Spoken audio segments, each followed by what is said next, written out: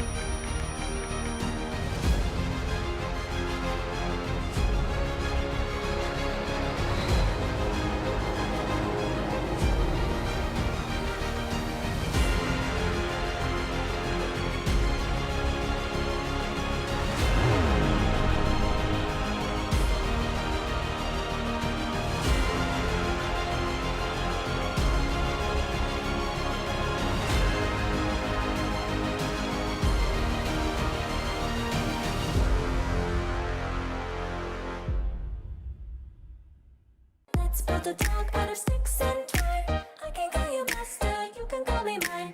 Wrap me in plastic and make me shine. We can make a dollhouse, follow your design. You can call me mine.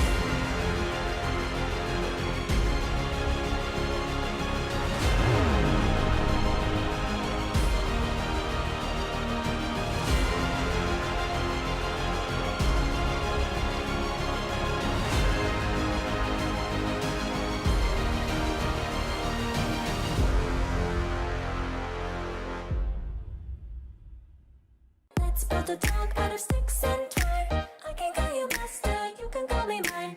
Wrap me in plastic and make me shine. We can make a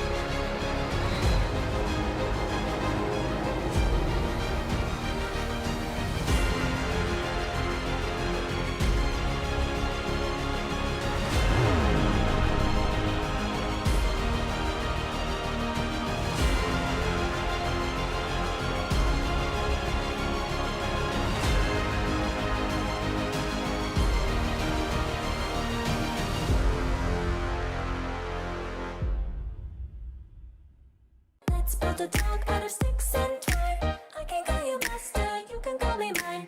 Wrap me in plastic and make me shine. We can make a dollhouse, follow your design.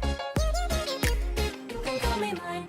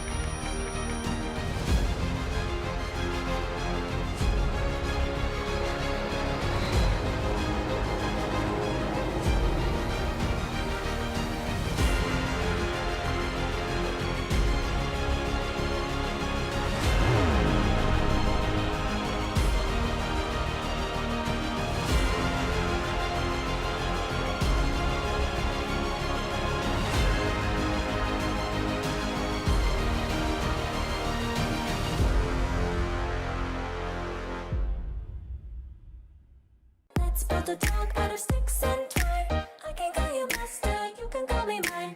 Wrap me in plastic and make me shine. We can make a dollhouse, follow your design. You can call me mine.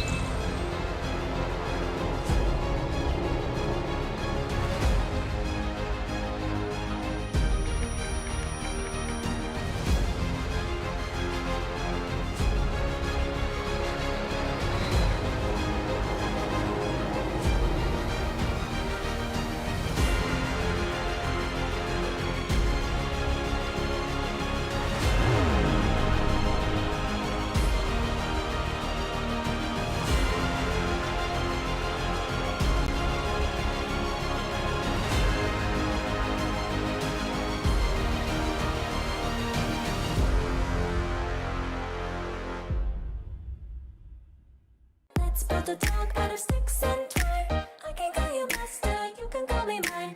Wrap me in plastic and make me shine. We can make a dog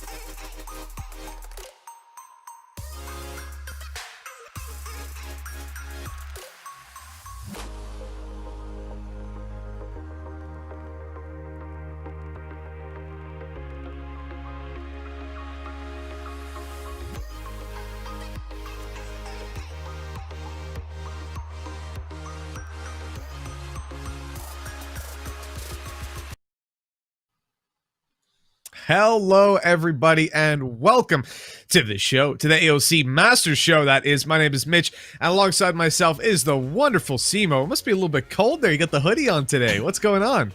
It has a special little hoodie. I thought that you might enjoy it out of all people. You know, it's a little close to home. You know, definitely not as close as you'd like, but you know, it is a little cold. It's a little rainy outside here in Canada. It's a little cold, so you're right. I had to throw on the hoodie, but definitely have to show my respects to the EU region. This is the only EU hoodie I have, so I can't wear like a Heretics or a Summon FC, which I probably prefer. It'd probably keep me a little bit warmer. But you know, it is what it is. That's some trash talk there to G2. They're not going to take kindly to that, I'll tell you that for sure. We got some hot games on the way, so hopefully they'll warm you up. Because, of course, it is semifinals time here at the AOC Masters. We have had a bunch of games going on throughout the week, throughout the month. And finally, it is time to see who's going to make it to the grand finals. And the upside is now, all the teams that you're going to see here today have already got prize money. They've already got monitors. There's no more pressure. Now it's just about getting more money. And it's always a little easier once you know that next time they play, they're going to have some clean monitors to play on and probably make it all the way to the finals then. Yeah, that's probably the number one thing that some of the earlier teams in the bracket had the opportunity to just sit back, relax, and watch their opposition play if that's what they truly wanted to, if they wanted to go back and do their own VOD review. I think sometimes it's a double-edged sword being the first one because teams are watching you and you're watching teams. But for the rest of the day, once you've qualified, I think you're in the best possible spot as you can scout out the rest of your competition. And to be quite fair, looking at some of the history of these teams, Attack All Around, Overtime, Bren, Esports, Alter Ego, they've all been around the bend and they've fought each other in varying different Southeast Asian tournaments. So it's not like there's going to be any big surprise. They're just going to get an earlier look and a bigger advantage moving into the later half of this tournament. But look, speaking of the tournament itself, I suppose we'll take a look at how the tournament's gone down so far in just a moment, because when we talk about the AOC Masters, this is it's not just a weekend, it's not just a week. In fact, it's been going on a long time, because we started way back over a month ago with national qualifiers in which 2 teams from each region, Malaysia, Hong Kong, Philippines, Indonesia, Taiwan, and Singapore, were selected, and 4 teams from Thailand, 2 of which still remain.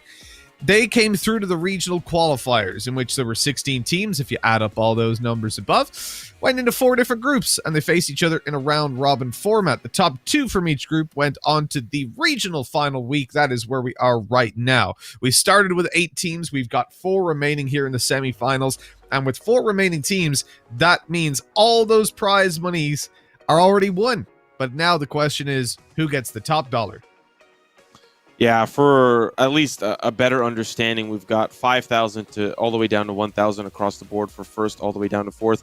Now, third place matchup will be played tomorrow after today's semifinals, but everyone will be going home with AOC gaming monitors. And man, every time I add a new monitor to the combination of my desk, I always could use another one. Always. You can never have too many monitors. It's impossible. It's literally impossible. So glad that all the teams are getting that, and of course $5,000 for first place, a huge chunk of change, especially in some of these tournaments that, you know, are sprouting up after First Strike. Let's have a look at some of the teams that have qualified and have competed throughout the duration of this knockout stage. No, there are 8 teams, are finalists, so to speak, but some of them have already disappeared. Overtime Esports, they made it through a surprising little upset up against Todak, who we see in the bottom right there, the team that had already had some great games throughout Group D.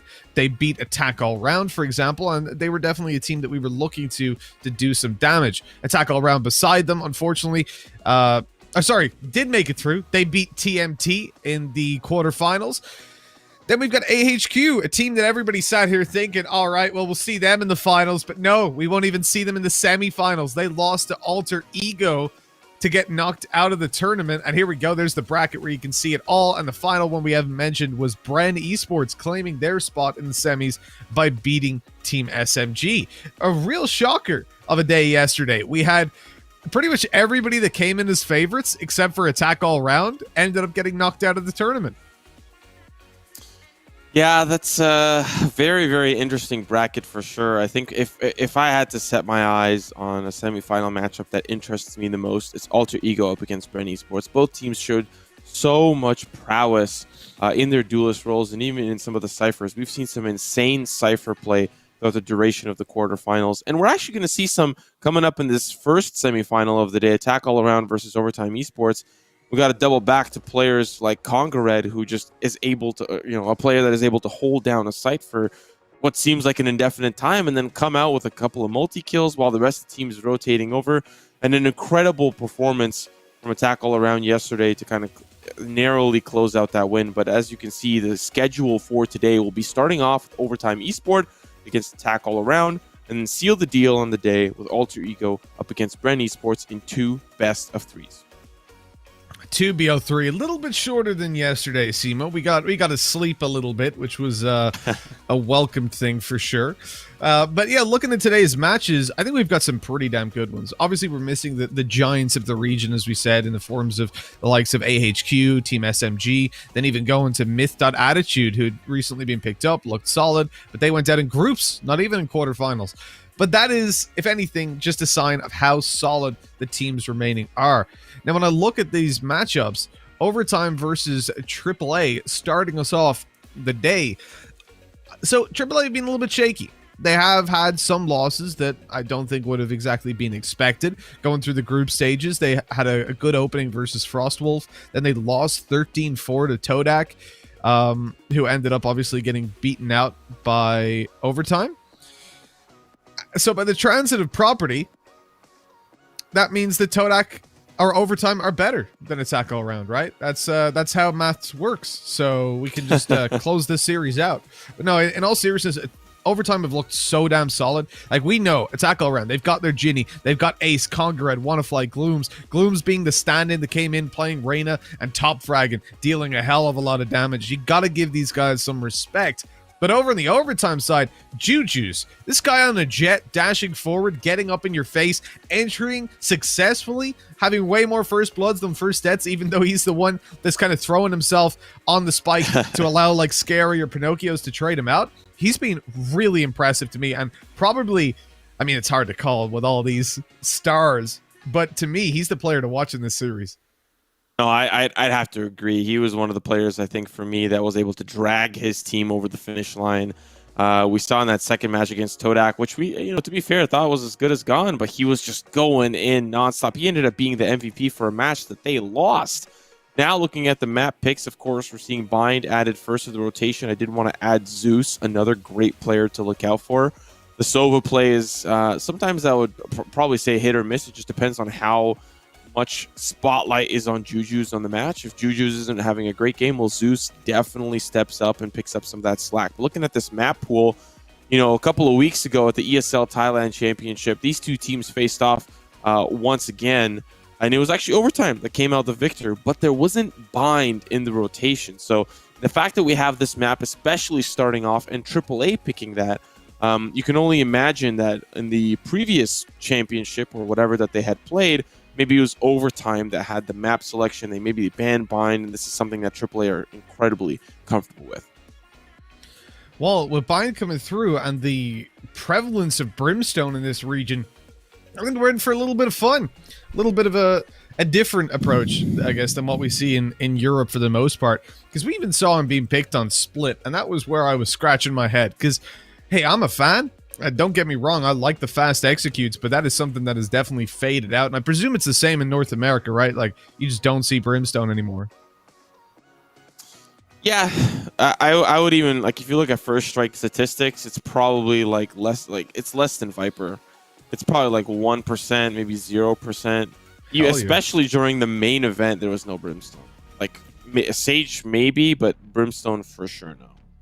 All right, well, look, we're into the agent selection, so let's see if Brimstone is going to be a feature. Ginny, we know Ginny. Ginny's always playing the Omen. I started this tournament by saying she's the Omen extraordinaire, and here she is yet again. But I'm looking at Scary, Scary, and seeing what he's going to be selecting. Yeah, I find it quite interesting that Juju's is hovering over the Phoenix. Yesterday, playing the Jet up against Todak was very, very potent. But I'd imagine if you want another agent that presses W and has a similar impact, I'd imagine Phoenix would probably be one of your next best bets. But looking at Glooms, picking up that Reyna once more, look at him for the series to see how he pops off, the stand-in here for AAA. He did a phenomenal job, and he was one of the players that I think was able to drag them over the finish line in a contested series that went the distance. It was really, in some cases, down to Glooms to help support alongside Ginny. So we'll keep an eye on that. Juju's just teasing us with the Phoenix, going to be locking in that Jet, and we've got our compositions on lock. That we do. This morning I woke up and I was taking a look at my phone, scrolling through Twitter, and I found myself getting very angry very early in the morning. And the reason for that was I've seen a lot of North American pros tweeting out their little tier lists. My God. My God. I'm not going to lie to you. I saw Phoenix in S tier. I saw Phoenix in S tier and I cried a little bit. Like an angry cry. It was not fun. It was not a fun morning. I had to make my own little tier list. You know what, Simo? I'd like you to make a tier list over the course of the day. And I think we should compare our little tier. There's a thing called Tier Maker. I had to go find it. But yeah, we should compare our little Valorant agent tier lists after and see where we're at. Because it'd be interesting coming from different regions. And I'd love to see. I'd love to see the contrast. I'll give you a hint though. Phoenix is on the bottom tier for me, and I just wish they went lower than D. They could just put them way down. No. But yeah, I thought I'd just frozen my feed there. I thought I'd refreshed it, but no. Okay, the players they approached bathroom and then they just went stop. Yeah. Okay, go. Thinking about the tier list, we might see an early engagement here. Lava, crisp headshot onto Glooms, especially seeing, I believe, maybe another player or two. But the smokes are down, and now they can start to enter. They're going to also use the recon bolt backside, but Scary's waiting for that entry, and he's there too. Another player still in the smoke. It's Lava. He found that initial frag, and now he hears that spike being planted. Yeah, smoke's going to subside, going to take him down and attack all around. Is really struggling with that exact first part of their name. Their attack is not really well-rounded at all. It's almost a flawless for overtime. And I was going to say, all these tier lists putting Viper, S and A tier, why don't you play her if you put her up in that tier? That makes no sense. It literally doesn't. If you're going to put an Asian at the top, why is it not played? Makes no sense. Doesn't add up to me. You know what? Something's not missing.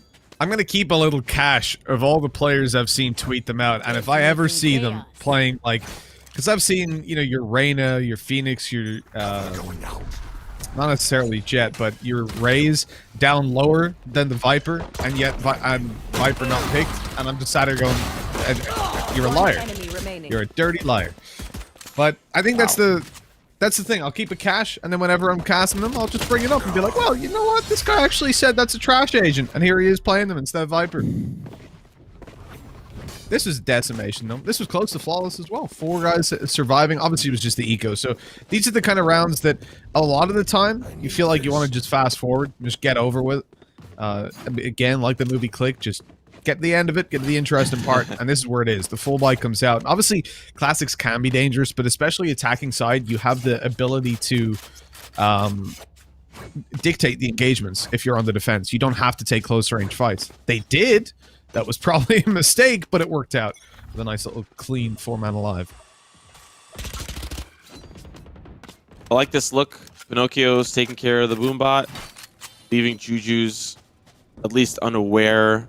Considering he has the Bucky, that there's 2 players up in hookah. They'll go down the long side, however. There's a player that might eventually peek through, but up on the box, refrag not available for Lava, and Konga's going to get away. That will leave, of course. Oh, nice. Upgrade, give me a corpse. He got 6 kills earlier as well, so he's in a great spot now. They know exactly where they're all located. Paranoia up through hookah. Isn't even going to catch Pinocchio's, but he swings regardless, gets taken down. And it's all down to the player that was the only player able to find a frag. Let's see how much more damage he can get done. That answer is going to be slim to none, as Wanna 3 on the round will take him through the portal rotation and leave us with a 2-1 scoreline. But this is pretty standard stuff. Yeah, realistically, a round like that, as we've said before, you expect the attackers to win it. They have better weapons. Sure, the utility is pretty much even, but when you're talking Vandals up against Buckies and Spectres, it's, I wouldn't say rare to lose those rounds, but it's more rare than it is to win them. Now we come into the even buy though. You've had your bonus round for Overtime Esports. They've come in with the weak weapons. They've lost it. They're happy. They're reset. Here they go with the rifles. This is where it matters. You've got an aggressive arrow down long, a peek out by Pinocchio's, but a nice little off angle by Wannafly. He baits Pinocchio's into this false sense of security that he can swing out on mid because he doesn't see anybody down below. And then boom, he's dead. Hookah control is lost. And now the only player defending B is super passive with no recon arrow left. This, in fact, I guess I would see him falling back into spawn if he could, but there's a player in Hookah he'd have to contend with first. We also saw some earlier aggression towards A short. They smoked off Conga, so he has no idea. Well, now that the smoke has subsided, things are a little different. They take out Wannafly, who does fly, but does not get the showstopper landed. And now the engagement continues. Shot's going to be good from Glooms. Pay attention to his positioning as he's giving so much space for the team to get the spike down. Ace winning a duel against Juju, who had the op. Lava's going to find one, making this a 2v2, and the elbow player has finally arrived. Will he pick up the op? Scary. Not. There's the player there. Gloom's going to be taken down. One more player still remaining, and he's pinched between the two. But he repositions around the bend, waiting for the elbow player to come out. Shots are being pre-fired, but they have no idea where he is. Ace! The clutch, the 3K clutch. Reposition works out, and it'll tie us up 2-2. AAA, solid second gun round. Scary was the GOAT on that retake at the start. That paranoia was so good. It kept Zeus alive as the peak came through from, I think it was Ginny on the side. But Ace's repositioning, the timing that he had, everything was so perfect about that. Claiming the second round now for attack all around. Look at that scoreboard, man. 9 kills for Lava. This guy's been going ham, but in the early rounds when you've got your Spectres, your pistols, you can do it. Now it's time to continue that trend. Now, here's the thing about those recon darts. You throw one out and it gets destroyed straight away. That's where you want to try to innovate usually. You don't want it to be just wrecked immediately. But it actually serves the purpose of determining if there's anybody on B long and allows the flank to come in from Jet. But with Lava falling, they lose bathroom. They're pushed back off the site. This is going to have to be a huge flank from Jet. And the problem is that Cypher's just watching their back because there's not enough pressure on the site itself. Oh, now there is! Zeus in with a double on the bookie. We see Pinocchio's headshot, Wannafly swing out wide. Here, oh, the dash was not great, but Zeus, he's picked it up on the Ginny. It's a 1 versus 1. Bucky in hand, right clicking away. He was hoping that he could pick up a Vandal, but it was slightly out of arm's reach. And with that, 3-2. But, I mean, for the buy that was in at overtime, they've gotten their money's worth. Yeah, the damage has been done. That's at least going to give them a little bit momentum moving into this one, knowing that they were able to take down a huge economy lead for AAA. 2 gun rounds in a row where they were sitting pretty, didn't lose too many members. And that Thrifty almost going into the hands of overtime really puts them in a position to keep at the tails of AAA. Losing this one would put them in a position to unfortunately have to rebuy and then a potential eco the round after. So this is going to be all up to Juju's. The start's going to work out because there's a buddy system, Zeus. It's not even the op that gets active. Zeus, as I highlighted, if Juju isn't feeling himself, Zeus definitely will be.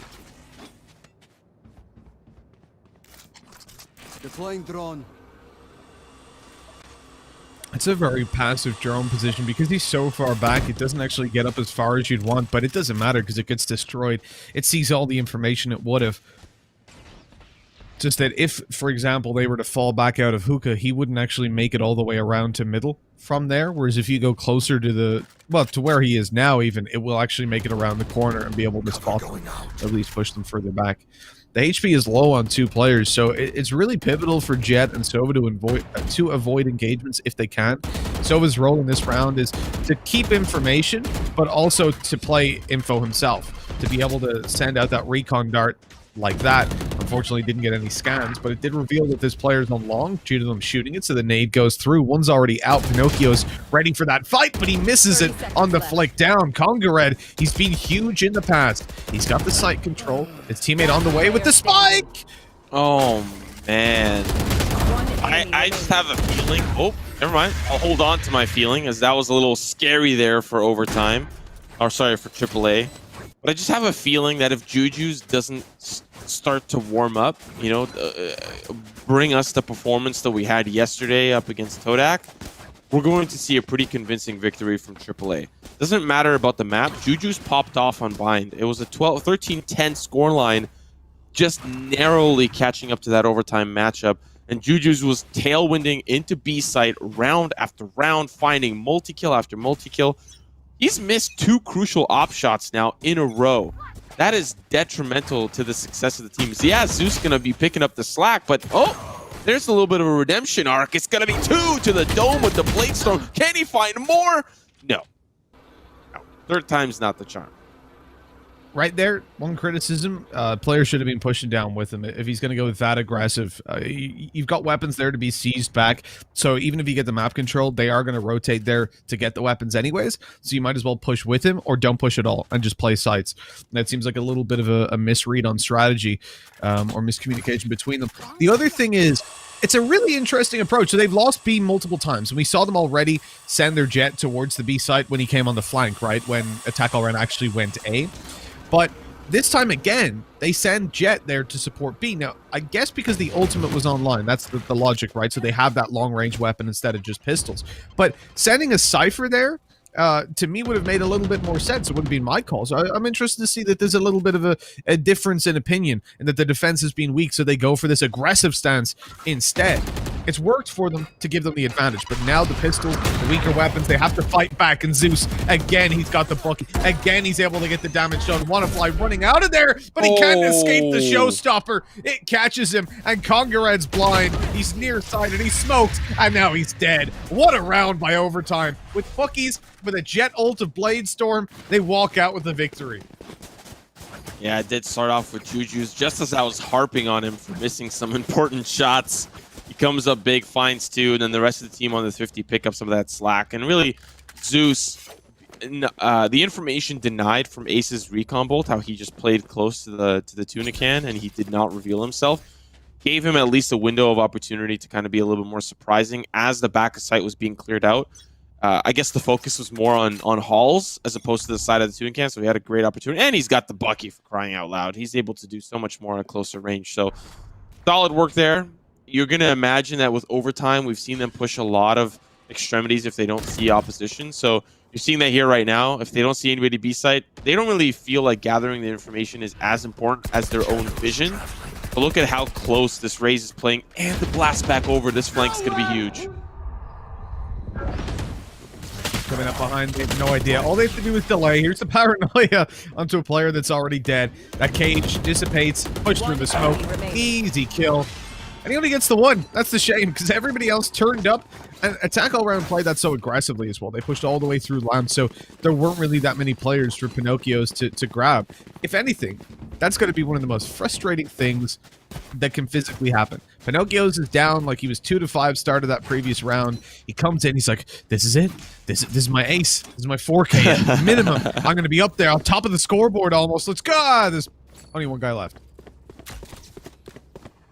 Yeah, watching NA First Strike, probably thought he was going to pop off on an Asuna level, you know? Just like ace and ace short, just like whole teams cheering him on, but no, not going to be the case. I like that play. They wanted to try to mask a Omen fake, but unfortunately, it kind of bites them because there's a 4-stack, this eco 4-stack that's just pushing through. Hunter's Fury's coming through. It's going to at least find one, can convert onto another. But while Lava's held up here, maybe he's anticipating a late round push through, but this is just the eco. They just want to get the spike down, and they won't risk teleporting if they can just quickly get it down right now. I don't know what just happened with the blast back there. That was an odd bit of movement. Juju's, oh, he's playing the gamble. The shots were coming through from the Sheriff up close, but he just walks past it. Waits in position now. They don't destroy that in time, so he's spotted. Easy pre-fire for Ace, and 3v3 develops. Now, overtime, they're spread out. They've got many different angles to hold. Individuals need to pop. Oh, that was awkward, but Lava gets it because Ginny wasn't looking at him. With that, a 3 versus 1 that is practically unwinnable. At the same time, they don't exactly have great weapons, right? You're 1 HP, but you kind of want to die in this situation. There's not anything for you to save, bar a Sheriff from what I remember. And yeah, there you go. He comes out with the Sheriff, and he goes down. I like that play, though, that was orchestrated by Scary and Lava. You saw the TP play from Scary, and then as he teleports out with the audio cue, Lava goes in. maybe anticipating that, like, oh yeah, it's that classic Omen play where you jump in and you take you back over to the A site. But it's actually Lava that goes through. I'm going to have to pay attention to see if that happens more often. Because you wanted Lava to play more towards the B site. If they run that pump fake one more time, I think B short can be very explosive with this Juju and Ray's Pinocchio's combo. Revealing area. There's the recon. They're hiding from it instead. I really like this approach from Attack All Round because they know as soon as that recon gets destroyed, they turtle. But if it doesn't, there's an aggressive push. The question is, do they expect Juju to just tuck in? He doesn't. He swings wide and Wannafly quickly takes him down. There's the benefit of switching up that A attack. It's the same utility coming out from overtime pretty much every round. So they now get a read on how they can counter it. That operator shot missed. Swinging that a little bit wider. Zeus gets completely blinded. And these frags are going to Attack All Round in their droves. This has to be the end of the round. And it's not going to be flawless, but 4 versus 1, it is going to be Attack All Rounds. That's rough. A little bit more patience is what I would have loved to see out of Juju. But if there's anything that we saw from yesterday, Lava's going to get at least a frag on the way out. That's the best that he could have asked for. I mean, he could have asked for an entire wipe, but he'll take what he can get. Yeah, Juju's, I just love to see a little bit more patience. And I know that that's going to be impossible to ask for because up against Todak, it was just go, go, go. W the whole time, never stopping, never relenting aggression, whether it was on the attack or the defense. But I'm going to imagine that there's a world where overtime are going to be so much more comfortable on the attack with Juju's leading the charge. He just can't scratch that itch on the defense, so he's just going to do it anyways.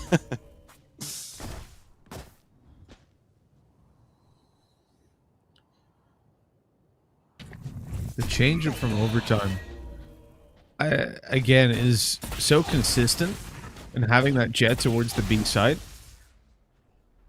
I've never seen somebody so heavily stick to a Cypher A when B just is not working for them. And their A hold has been fine, albeit with the Cypher, but still. Pinocchio's wants to swing, gets shut down. Juju's in for 2. Ooh. Maybe he is the key one. Maybe he is the player that can completely win you it. Because now he dashes out of the way of the nade as well, right? Avoids any counter utility, wastes away Wannafly's nade. And Attack All Round, they're not really sure what to do. They've got a player outside the TP who's going to go for his own little TP right on into the bathroom. Lava's got his cam there, though, if he just checks it. Whoops, there he is. You know what's going on, but he turns away at the wrong moment. Ace able to find the opening. Scary sneaks on into heaven. Could be a scary factor for the opposition, but it doesn't look like he will be. There's a smoke down. That plant is nice and open, but the smoke is fresh. So it's able to go all the way through, and the 3v3 retake comes in. Let's go, Zeus. He's got the Odin. Oh, can't spray from that angle. There isn't a player in lamps. Oh. Ginny just constantly escaping, but the shots through, you'd think the Odin would deliver that, but now Zeus gonna go full turret mode. Turret on wheels, pushing forward. It's scary from range that finds Wannafly through the smoke. Really, I think the only thing that could be sad about that round is AAA did not play off each other in the post plant. They were all kind of separated. You had a player, Ginny, that was trying to escape, a player right outside lamps that really had no ability to be impactful, was trying to escape the bloodbath as the other player from lamps was exiting. And I don't think they just really played off each other well. And now we're in the last round. Economy is a little rough for some of the players on AAA. We might actually see a 7-5 finish, but they'll be okay. They just could be a lot better.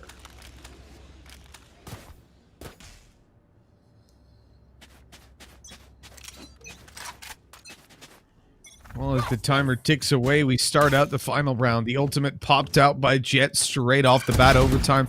Gonna look to try and get a little bit of damage on range, but Juju's with the Vandal in hand. Seems to be unstoppable for now. In a little bit of danger. Goes for the updraft. Knives out. There's gonna be a frag onto Ace. As we pull out the 2-man advantage. Luca is being attacked at the moment. Attack All Round might make it to sight, but they don't have the spike. And that's the real problem for them here. Good. Oh. What? He survived that. Wow. He's Zeus. Are you kidding me? He's not mortal. He's not mortal. He'll survive it all. Good paranoia, but you got to push it. I don't think Zeus has enough time. He's still paranoid. No, Zeus with the backstab. This round should be into the One hands enemy remaining. of overtime, barring any crazy scenarios from Congared, which, to be fair, could have been possible. Congared is the player, for me, at least to watch on the AAA side. And he has been having a pretty decent game.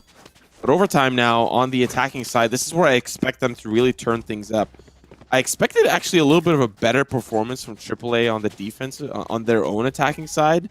Somehow, overtime walked away with the 2 additional rounds. Like, looking at the timeline, you wouldn't have expected that. 4 rounds in a row for AAA. But moving on to this half, this is where I actually expect overtime to kind of really start to trail away, and it starts with this pistol here. That it does. It's pistol time. Attacking side. Well, I'm seeing this as overtime's play zone, really.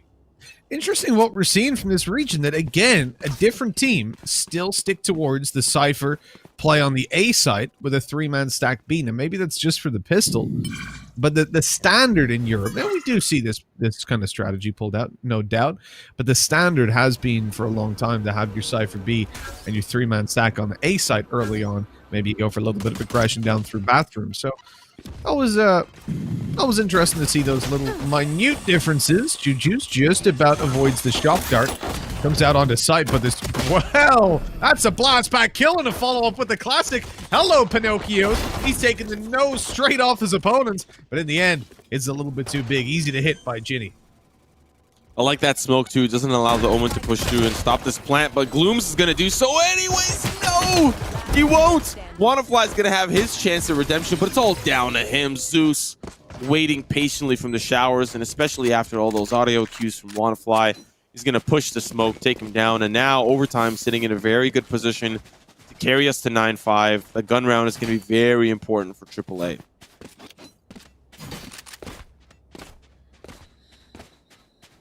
Yeah, losing out the pistol is always going to be devastating when you're behind, forced to take an eco. You have to kind of sit on the bus and watch your stop by. You know that you're going to have your opponents pushing right on past you, but hopefully 9-5, it's not over and done with when we get there. If we get there.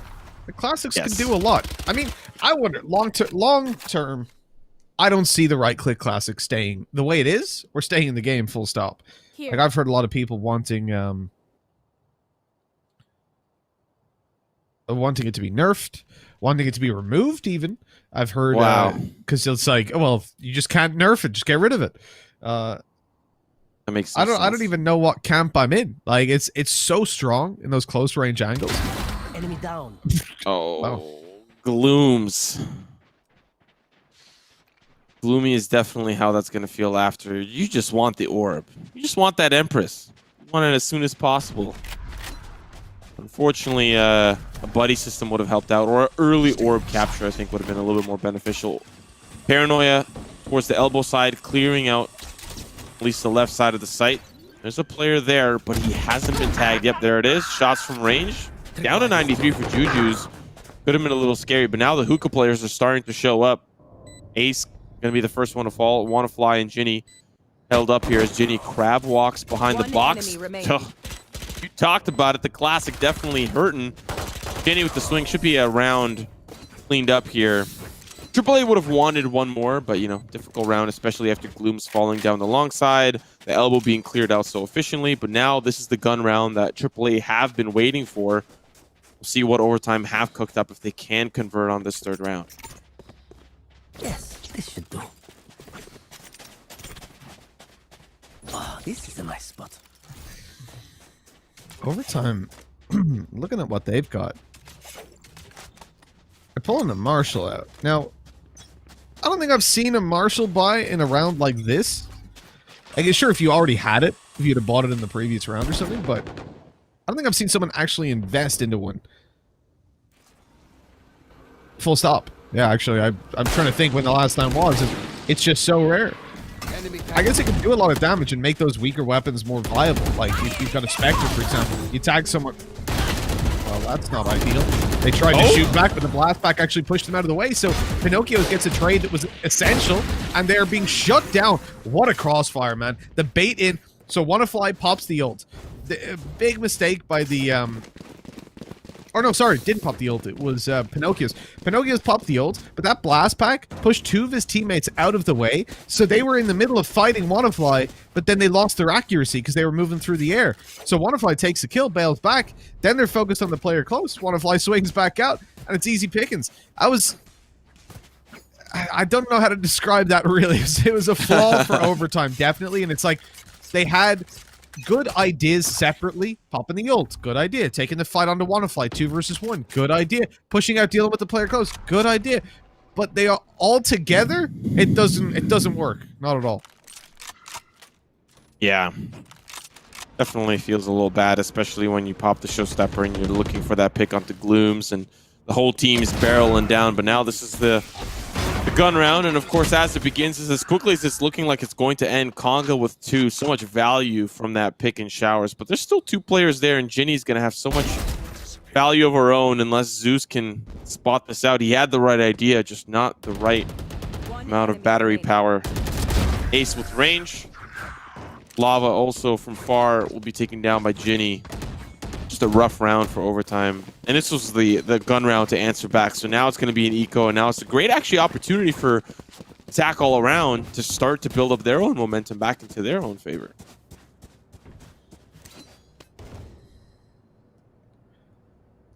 And I'm just looking every round at that A site and seeing the Cypher in play, and I'm a fan. I'm liking it. I'm liking the mix-up, but I guess at the same time, it's a standard within the region, because this is what we've seen from both teams. Oh, they're actually going for the double tripwires, going through middle as well, and that's exactly where overtime on the way through. The cages go up, tripwires canceled out the first one, at least the second, but the blast packs, Conga Red's down to the revolver up close, the Sheriff, I should say, taking the frag, and a 5v4, site lost, plant down. That's the problem with having a 2-man hold.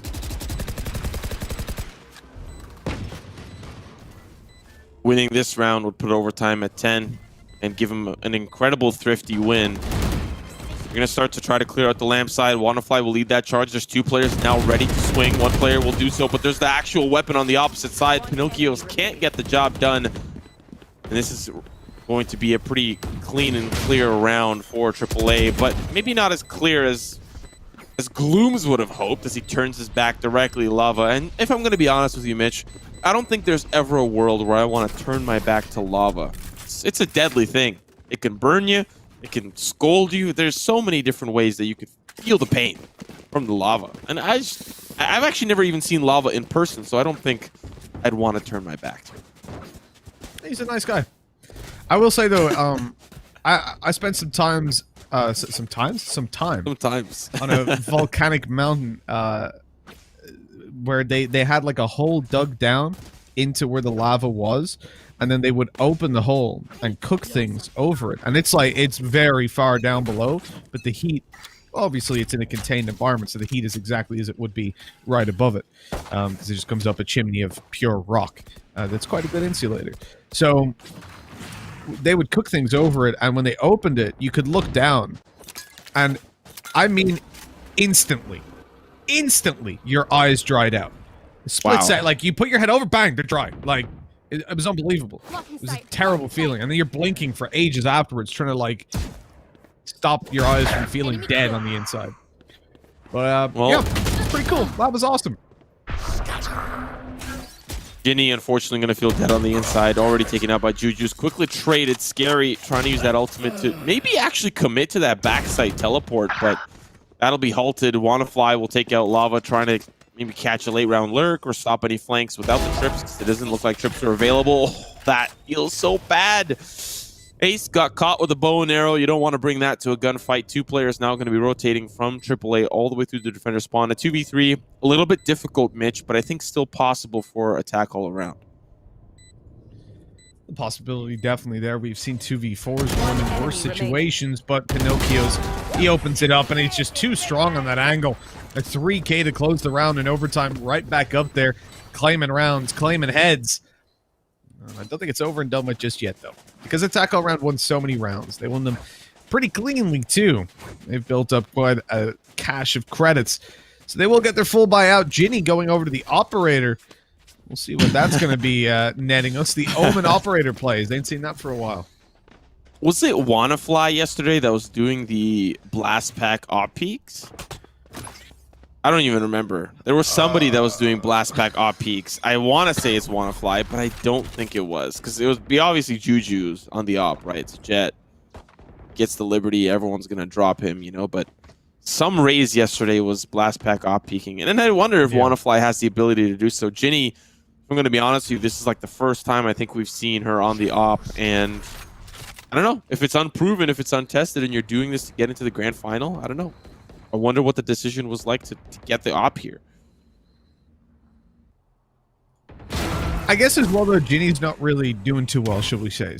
She's got 5 kills on the board. Definitely not her game. We know she's capable, so she said, hey, listen, let's mix it up a little bit. I've got the Reaver skin. Oh, it's a damn good skin. Might as well put it to some use. We'll see what Ginny's able to do with it. Ultimate goes through. Paranoia out. There's the ult dealt with as Congarad falls. A 4v4 smoked out in heaven. No chance of getting anything done with the operator. Ace gonna swing through with his drone, waiting for his teammates to be lined up and ready to go, but it should have went out earlier. His Galooms is being caught off by an off angle being held.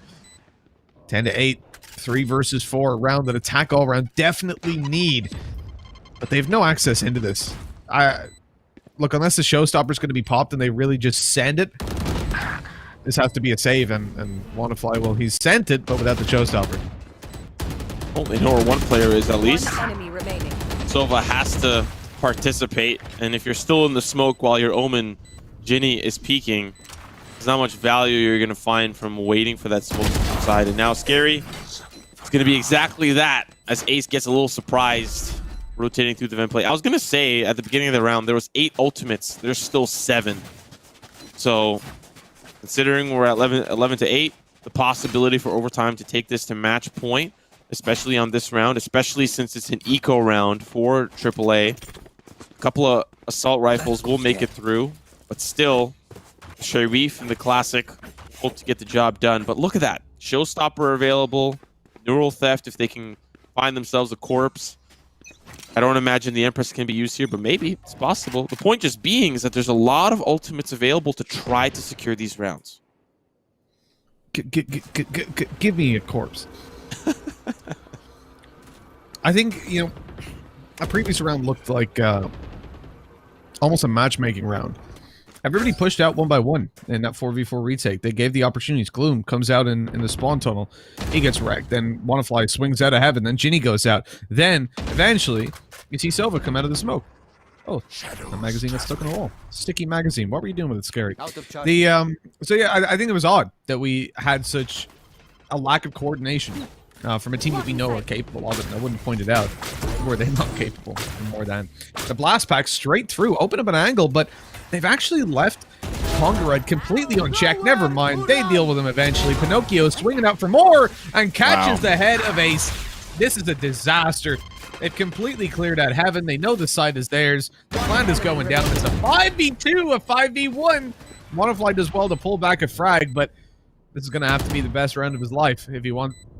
Maybe it is going to be the best round of his life. There's a flank on the way, so all Juju's has to do is buy 2 flanks, actually. Never mind. There was no way he was winning that.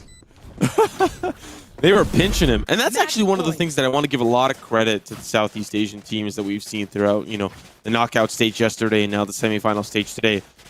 They don't chalk up any flanks up to anything. In NA, I feel like there's a lot of respect, except maybe not from 100 Thieves, because I often see Steel get himself into some very peculiar places. But that's good. I like that. Like, I like when he pushes those extremes. But look, they flanked. They had a Omen TP up, 1 player vents, 1 player spawn. They never leave any angle unchecked. They will flank until the flanks come home. And I think that is a very efficient way to play because you're covering all your bases. And unfortunately for Glooms, he might not be covering his bases this time. Empress will not be used. The battle in the showers doesn't go to anyone's way. They'll get out with their lives. But it's a 5v4, and the attack, I think, are going to be very happy about this. There's the showstopper for Pinocchio. It fires away, but it's inside the doorway. Congarad doesn't even take damage. Back to a 4v4. A 4v3 with the ult used. Gives vision through the smoke. Zeus, he's trying to pull it back. He's trying to get them right back into this round. It ain't going to be easy, especially as Ace shuts him down. Lava has to check close left and doesn't, so it's a quick shutdown by Wannafly, leaving it all up to Scary. 12-8. 4 rounds between them. He will go for this. Obviously, they've got plenty of credits in the back pocket. I don't think he's going to win it. The fight from afar. Ace slid to 30, but he still has Wannafly on long to cover the side cross. They can just play this together. It's going to be the TP over. Oh, it's a fake TP, but he's being spotted. It's ruined. It's done. And through the smoke, the round is won. That was a little scary there temporarily, especially finding that open pick. And I think sometimes when you find that opening pick, teams have to make the decision, especially when overtime was working the shower side. Do we A, pull back, especially since the showers play didn't work out and Pinocchio's pushed in by himself onto the A side? Your 2 players, your point offense on the shower side are smoked off. And they know that there was at least a player or 2 in there. And I know that Pinocchio's was trying to capitalize on that. But you don't have the support if you don't successfully land the showstopper, which in the case of Pinocchio's, he did it. So I would have loved maybe to see the pull back and use the opening pick on the B site to find a little bit more space. You know that there could be only maximum of 2 players there, especially the information you gather on the A side. But let's look at this round as once again Pinocchio's finding that opening pick, but this time on the A side. And this time there's only 1 player there. The defense is late to the rotate, but the execute hasn't come in yet. And since the spike's over towards the B site, it might not even be the A site after all. Blocking sight. Speaking of sights are being blocked as Juju's puts down some cloud bursts and then swings through for the kills, but no kills are found. The bait works. Wannafly gets aggressive. He finds a 1-for-1 trade, but they lose Hookah, and they might just lose the site pretty soon. TP up behind on B long, but hold on. It's actually an A hit, and Zeus, he's got himself into position, moving up through, looking at the spawn, swinging, catching Glooms off guard. A 2v3, looking for map point here. Or it's already map point, excuse me, looking for the map. Our overtime, and the spray from Zeus almost confirms the round win and the map win. There's 1 player left to deal with, and really, how much can 1 man do versus 3? Well, starts out hot, headshot on Scary, but that's exactly how he's going to feel. As he's going to be looking at the first map lost here for AAA. Last time the series did go to the favor of overtime, and they did start off with a map win. And then it went to Ascent, and that is where AAA were able to dominate over overtime. I don't know if that's where we're going to end up next. It's possible, since they're now able to get to decide what map they want to go to. But even if we do get there overtime, we'll get side selection. But regardless, that entire map there, I had it kind of expected Juju's to pop off, but really Pinocchio's. Once we get to that stat board, it's going to be beautiful to see how well he did, because I think he was probably the star performer for this matchup, the MVP of the match for me at least, with all of the entering that he did on the attacking side. Yeah, look, I do feel like one of the things within this region for Omen players is that they're much, much more passive. We tend to see them be the last player into sites. They're using the utility much more heavily versus, like, let's think of EU, Team Liquid, Eccles for a long time. Not anymore, but he was like IGLing, omening, and operating. So obviously wasn't the player. Like we just saw Ginny pull it out there for one of the rounds. We'll take a look at the stats anyways and see who was leading the charge and leading the scoreboard when we finished out the game. And of course, it was Pinocchio's for overtime, but Wannafly, he just about edges out as the top fragger of the server, even despite losing the game. Wannafly, you know, to be fair, seeing him top frag, I didn't really feel like I ever saw like any, you know, huge multi kills or huge rounds from Wannafly. It's probably just consistent play that we saw out of him. Lava and Zeus, of course, really trailing Pinocchio's, but what it does tell us is that really overtime, a lot of the roster here to play and here warmed up. Glooms and Ginny, I think probably more so criticism can be thrown towards the Gloom side more so than the Ginny side, as you had identified passive Omen play across the region. Glooms really hot yesterday. Today's first map starting off a little cold. Maybe it's just map pick. Maybe it's just comfort. Let's have a look at the game summary here. Pinocchio's and Lava side by side, MVP and entry fragger. You would think Pinocchio's, with the amount of first bloods that he found, he'd be at the top, but nah, it's Lava hot, finding 5 on the map. 5 entries. I mean, that's the name of the game. And for Lava, right, he was playing a Cypher, right? Getting up in there, surprisingly finding those openings. But the thing is, I think it's a little bit different than what we would normally expect. You look at a Cypher in EU play, in NA play, you're playing inside a hookah, you're playing that kind of passive role. Your utility is used to sound out and get an idea when opponents are pushing you and set your teammate on the side up to take a lot of those fights. Whereas he is playing as a two-man hold on A. He's got one-way cages to play off of. And so a lot of the time those guys are pushing forward. He's able to pop a one-way, get those frags out, use the tripwires and his other cage to fire on through. So I feel like it makes sense that he found so many openings, considering A's pressure was a little bit more in the second half. But look, before we talk about the second map, we're going to throw things to a quick break. We'll be back in about 10 minutes with map number 2 between these two teams. So don't go anywhere because it's going to be a banger.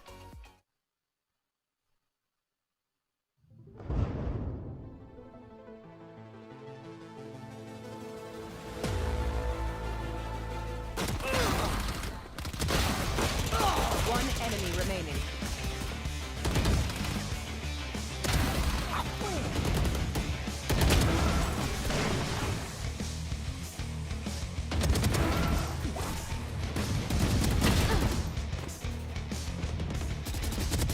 One enemy remaining.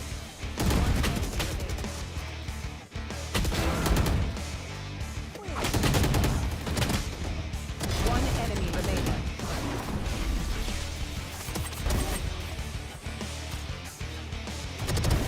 No more. Enemy down.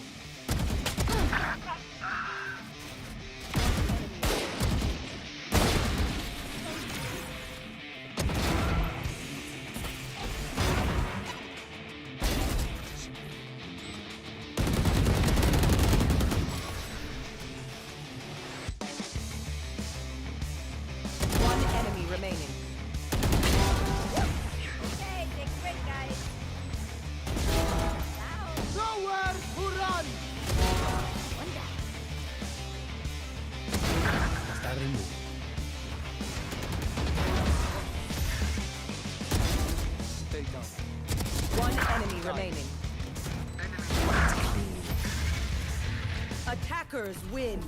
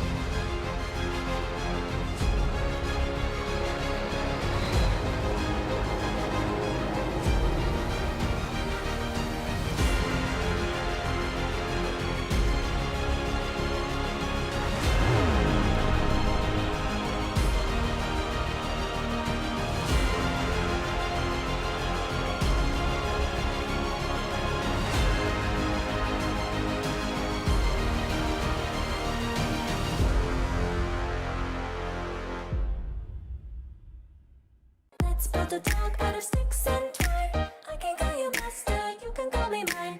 Wrap me in plastic and make me shine. We can make a dollhouse, follow your design. You can call me mine.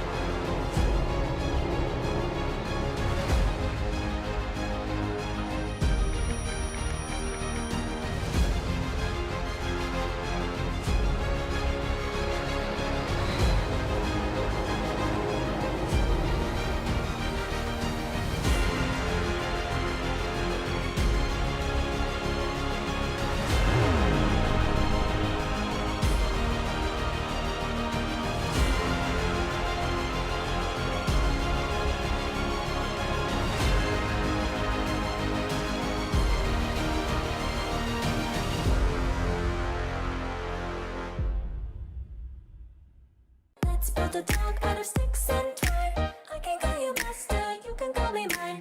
Wrap me in plastic and make me shine. We can make a dollhouse, follow your design. You can call me mine.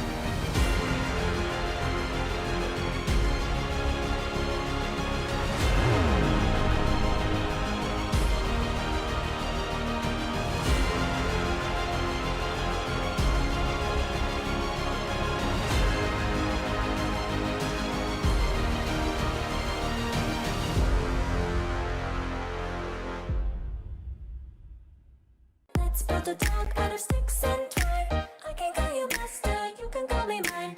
Wrap me in plastic and make me shine. We can make a dollhouse, follow your design. You can call me mine.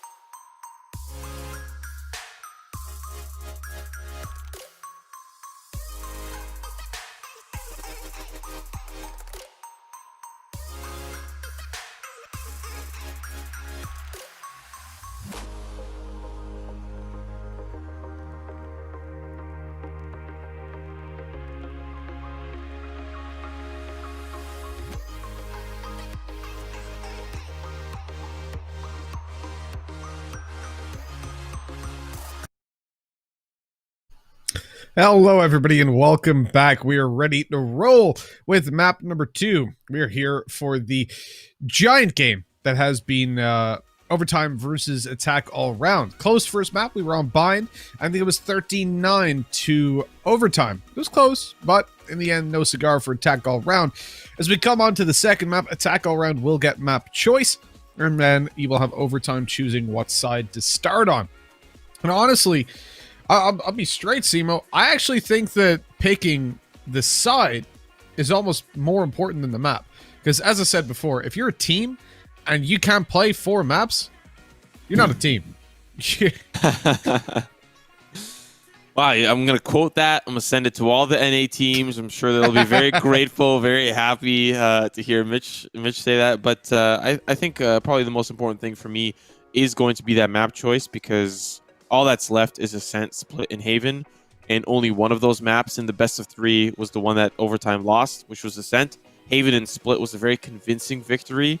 It was 13-7 on Split, 13-8 on Haven. And that was like 2 weeks ago. That's still very fresh. That's not like 2 weeks of VOD review has improved that matchup. It still could have, but Ascent is where I think they really struggled for overtime. But that was also with PTC. And not Gloomy, who's here instead of PTC. But let's have a look at that map veto, see what we actually end up getting selected by the losers here of AAA. And we'll see what the side selection also, of course, bodes for overtime. Yeah, we should be taking a look at the map veto in just a little bit. I think, really, I'm feeling the split. Give me a split, baby. Oh, we're on the team lineups. Excuse me, misheard. But these are the team lineups that will be competing on Split, hopefully, maybe. As we saw, Ginny had a little bit of a tough game. She was going down to the operator towards the end of it on the Omen. I don't expect her to be the one that's doing the majority of the heavy lifting, though. I look towards Wannafly, Glooms especially. And the thing about Glooms is you're coming in, you're picking Arena, you better be fragging. No. There's no excuse for not being up the top, because you do not provide value to your team unless you're getting kills. And we are going to Haven. AAA coming out with some ballsy picks. Yeah, I think the one thing, though, about the loss last time was Wannafly was on the Reyna, and PTC, a different edition than Gloomy, was on the Jet. And of course, we've seen some of that, of course, swap around, especially up against the AA matchup. We saw, I believe it was Ace on the Raze, and then Glooms was on the Reyna, and instead Wannafly was on the Killjoy. So there's a possibility here that maybe that Asian composition just didn't work against overtime last time.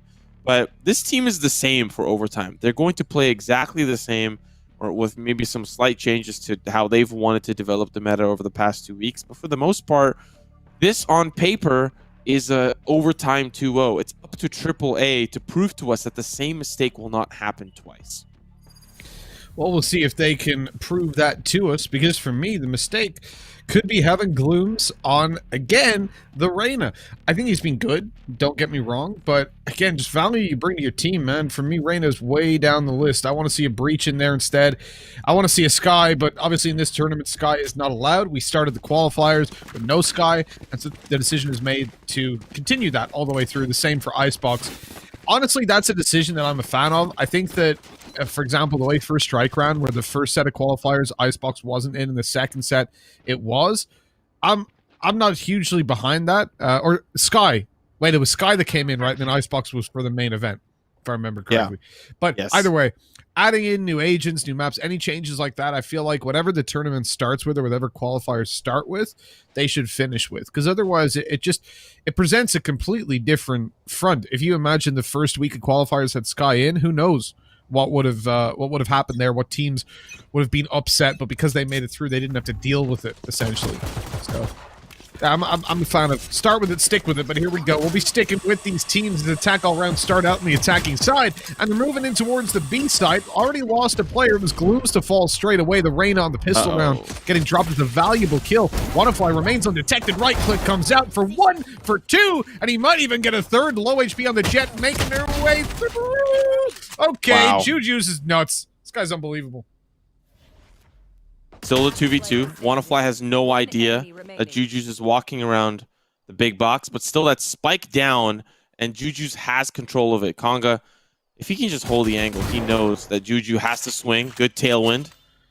fact that that was available. I wonder how many times he used that round. One way, I like it, but it's a little bit too high. Still nevertheless, Juju's gives him the dunk, though. Good old dunkaroo, dips it in. One of the things I wanted to identify as well. Last time, Overtime played Haven yesterday, I believe against Todak. Or rather, last time I think these teams faced, Pinocchio's was on the breach. Swapping over to the Phoenix. I like that adaptation, but I mean, I guess I'm a little bit biased. since Do you think I like that adaptation, Zero? But Ace was on yesterday. Ace was on Raze, and I think WannaFly was on Killjoy. I think based on WannaFly's performance in round 1, we were already seeing a much better agent composition selected here. This is one of those things where if we were at LAN and you said that, I'd just be like, would have flicked up my head looking at you like, what'd you say? What'd you say? Phoenix, a good idea? God damn North Americans. They're invading. But like, when I did you use that previous round, dude, he just ran through the smoke. He got so much done, but attack all round with pistols, well, they're getting so much done. It pulled it into a 1v2. Okay, it doesn't work out, but imagine Glooms gets that kill, overheals, picks up a weapon. Now all of a sudden, 1v1, full HP, actually HP advantage. I could have went out of control pretty quickly. In the pistol, though, Juju's, he runs through the smoke. He just ran straight at a player. He was 10 HP, 20 HP. And he just ran straight at them. Absolutely no fear. And the thing for me, the reason he did that was so his teammate could trade. But then Zeus went towards the back of B, so he couldn't trade, which left Juju's kind of on his own. He was sacrificing himself for no reason. And so he just pulled out 3K. Because why not? Because that's what Juju's does. He's nuts. He's sick. And it's players like that where I'll sit back all day long and say, I don't like Jet. I don't think she should be picked. I think, you know, it's sort of like easy mode, having a Jet on your lineup. But in the hands of Juju's, man, you pick whatever the hell you want. Same thing for Scream, right? I don't like Reyna. I think Reyna, Jet, and Phoenix, to me, are just cheap agents that won't really be around in the long run when teams start to elevate their play. Like, they'll be pocket picked every now and then, but for the most part, they won't be like, you know, you won't have a Phoenix player or a Jet or a Reyna. But the thing is, when someone like Scream takes a Reyna, I'm not going to say anything because he can just do it. He's not a human being. He can do whatever the hell he wants. Are you saying he's a robot? Are you saying robots have rights? He could be. I think honestly that explains a lot. He's got like aim lock coded into his wrist. That makes sense. So far, it's been a slow and steady start to this one. 40 seconds left on the clock, and it's going to be a late round A hit. And 3 members are here from Overtime, and they're behind the box. Paranoia not coming in quite yet for Ginny. Now it's going to start to come through those players behind, but there is a counter flash up and over, so there's still delayed. 20 seconds left on the clock, and AAA have to get the spike down. Looks like it's going to be a little bit easier, but they still are stopping them left and right. If they can still make this a little bit more competitive, they, for some reason, drop onto the site, and all they needed to do really was delay and wait for the audio cue, but they sacrificed themselves for the good of the cause. A round lost. Evidently, that was the united front for them in that round. Odd to say the least. But I guess like if they had a Hunter's Fury or something, it would have come out a little bit differently. A lockdown, any of these ultimates would have completely changed the course of the round. And again, it's another reason to play for ult orbs that we see a lot of teams neglecting. Matter of fact, I think the first team that I saw doing it was like Party Pirates back in the day with Angel. And it took so long for other teams to start catching on about how important that map control is to seize ult orbs. Like right now, okay, Zeus is cleared out long. He knows it's clear. Take the ult orb! Zeus! Oh, come on. Like, this is basic. Look, there's a Phoenix on short who can swing and hold that angle while you take an ult orb. That's a Hunter's Fury up way sooner. Why would you not do that, Simo? Kills me. It's a small thing. Okay. Hold on. Hear me out. Owl drone goes down long. Sees ult orb still there. Passive on A site? Oh, I wonder if it's a free site. I wonder if there's some mind games you can play with not taking the orb. Or maybe not. Yeah, I think you're reading too much into it there. Oh! What a transfer! He didn't even dodge the paranoia! But Zeus goes down in the end. A 2v3. perfectly winnable for overtime. Not if they go in one by one. There was no trade. There was no peek from heaven. That's messy. That's a mistake, and that's going to cost you a round. And off the backboard too. Those paint shells won't hurt though. That shock dart will. That second one might. It's a little off the money, but 60 HP. Turret going to go up to bait maybe, or maybe drop down and use it as cover of some kind. But yeah, this round should be into the hands of AAA. And then the eco to follow. An opportunity to gain a lead here. Lava. No reason to save this. At least I don't think so. But grabbing the op is smart. There's a player starting to chase him down. The blast backs come through. Lava's trying to run the turret. He's going to re-angle. He's going to reposition. All he needs to do is hold.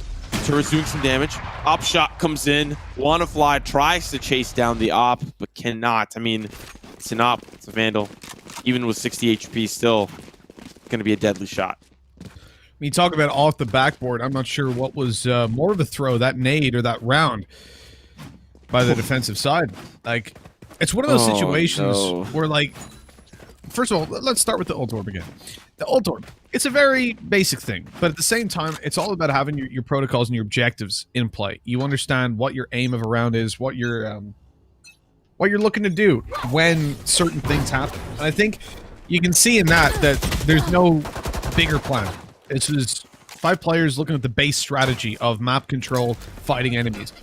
But there's more levels to the game than just that, and I think that's what a lot of teams neglect. Then you've got the added thing of a 3v2 pushing into the A site before spike's even down, before your teammates are ready to trade you out. Whoa, going through the smoke. That is not a good idea, but luckily it's only resulted in a 1-for-1 trade. Attack all round. They've lost 2 players, but look, versus the pistols, Spike planted. you don't want to lose any more. Wonder where that shock dart ended up. Zeus going to be saving the op here. They really want to carry this along. And funny enough, it's not really Juju's using it. At least not this round. I'd love to see some aggressive peeks from Juju's. There's a classic doors peek. There's an aggressive sewers peek. There's an aggressive A-long peek. You don't really see a lot of op shots or op looks on the C site. It's usually just on the box. And there's actually a way to get up on the box without having to use your updraft. It takes a little bit of a finesse off the logs, jumping up onto the corner. And then you don't have to actually use your updraft to get up there and save some of that resource. But see if Juju's ends up picking the op where he's going to go. Where he's going to end up. It's still going to be Zeus holding onto it, so I guess Juju's maybe not feeling comfortable with it. Maybe doesn't even want to do it. Maybe just wants to rifle and get up all in your face, which I totally understand. He's been doing that very successfully. And Zeus is just going to hold down A passively, aggressively just back away if those op shots don't connect. But attack all around. They're not really interested in the A side to start.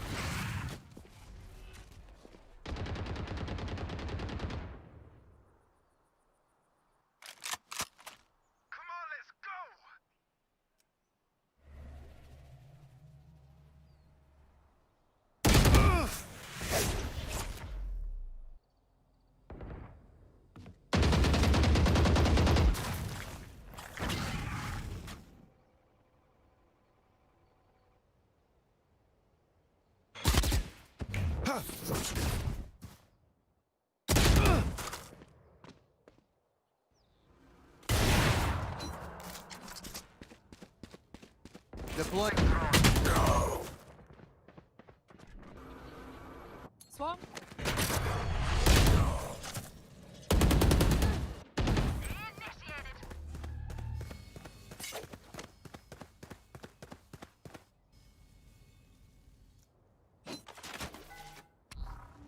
Revealing area. Oh, I thought he saw him. 30 I thought he seconds saw left. him. I swear he saw him. I mean, I saw him. But I saw just the Player cape. standing. Sometimes that's how Spike Sova planted. feels, just, you know, deep in the night. He finds another frag onto Juju's. This is slowly starting to slip away from overtime. It's gun round. And if Zeus lands that shot, this round's over, right? They don't really get control of the A site. Zeus gets the pick onto B and then backs off with the recon bolt. Their information gathered, but Yeah, this round's lost. But still, the op actually might get picked up. I don't know if it's still there or if they managed to find that upgrade and carry that over to the attack. I think they did. 2-4 going to be the scoreline after this one. Attack all around. It really started off hot on this attacking side, but it's going to be overtime. That'll be on the attack in the second half. So it's going to be a little bit of a battle of attrition to start. How many rounds can overtime secure? So far, it hasn't been looking good for the defense, Mitch, but I think you've identified that there's just some gaps in the agent play, you know, a little bit, just a tiny bit, just a tad. Oh yeah, yeah. Like these are the things though that improve by getting a coach and an analyst on the team by really working on it individually, thinking proactively and consistently about what the game is about, what your round-to-round plan is. VOD reviewing. There's so much you can do, but it requires so much from you at the same time. You're trying to get better at your agent. You're trying to improve the fundamentals of team play. So I can understand why, especially teams that aren't massively backed, you know, if you're playing for Fnatic or someone and you make these kind of mistakes, then I'm going to crucify you. But I can completely understand it within smaller regions. And personally, I think that the level of play within Southeast Asia is improving an insane amount over such a short period of time. Juju's and Scary, they've actually managed to pull back a couple of these kills. It's back into a 3 versus 3 as attack all round looked to push into the site, but the operator of Juju, oh no! Ace is so quick!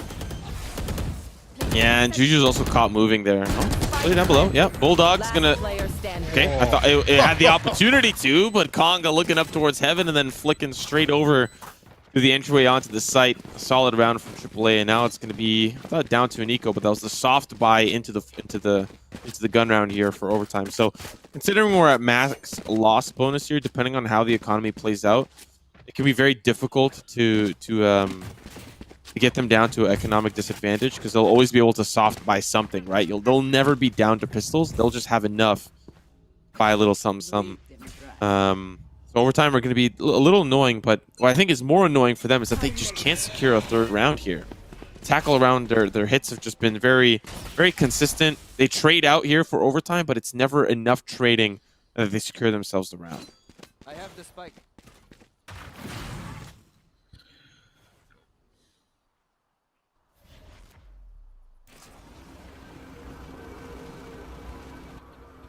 If you look at the aggressive position now, Phoenix did exactly what he needs to bait out for the Jet. Question is, do they take the bait? Do they bite and push forward, allow Jet to completely sideswipe them? This is not a position that is regularly held. Like, oh, Jet's gone up! The aggressive play gets one, dashes out. It doesn't really pay off, but I understand why he does it.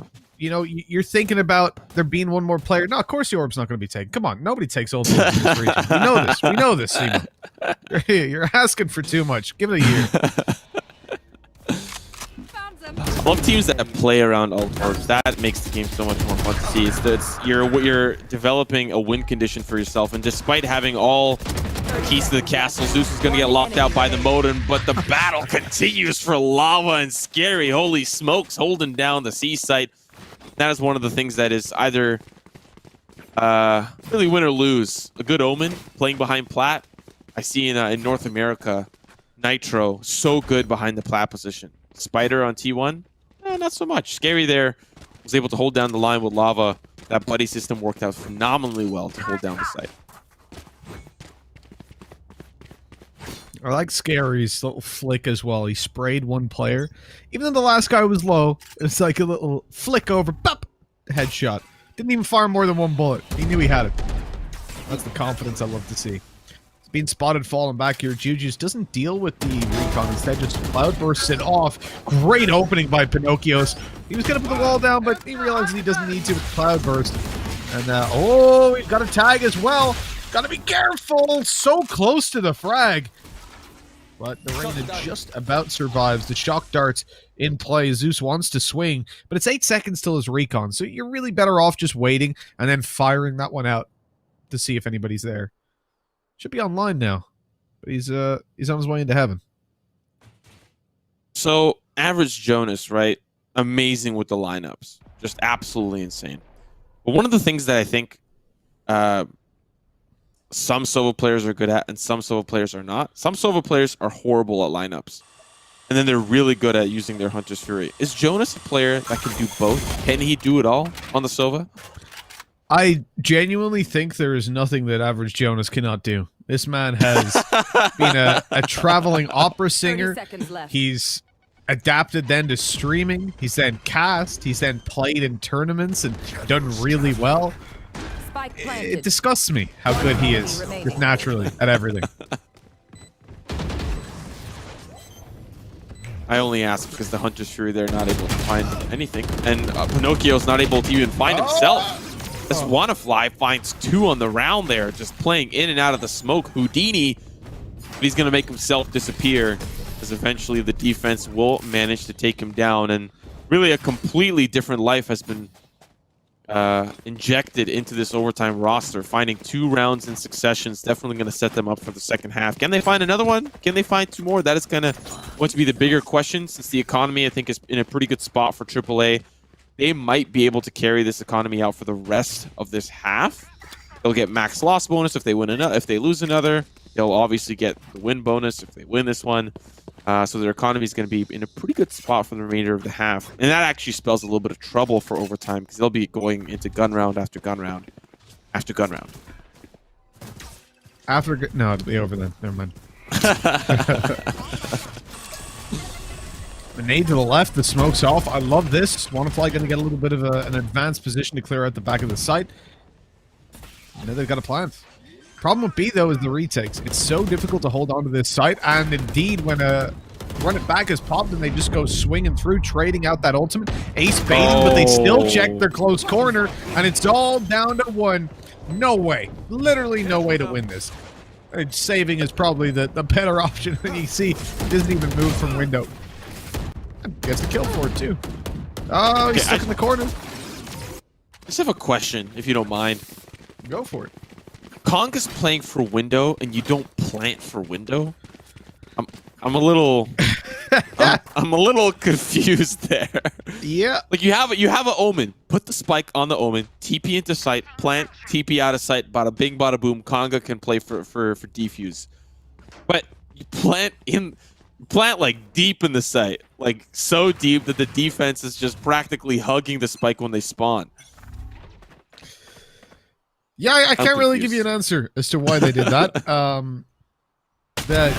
Didn't make sense. It cost them, and somehow Lava's just picked up Wannafly before the op shot came through from Ginny. That was pixel perfect timing.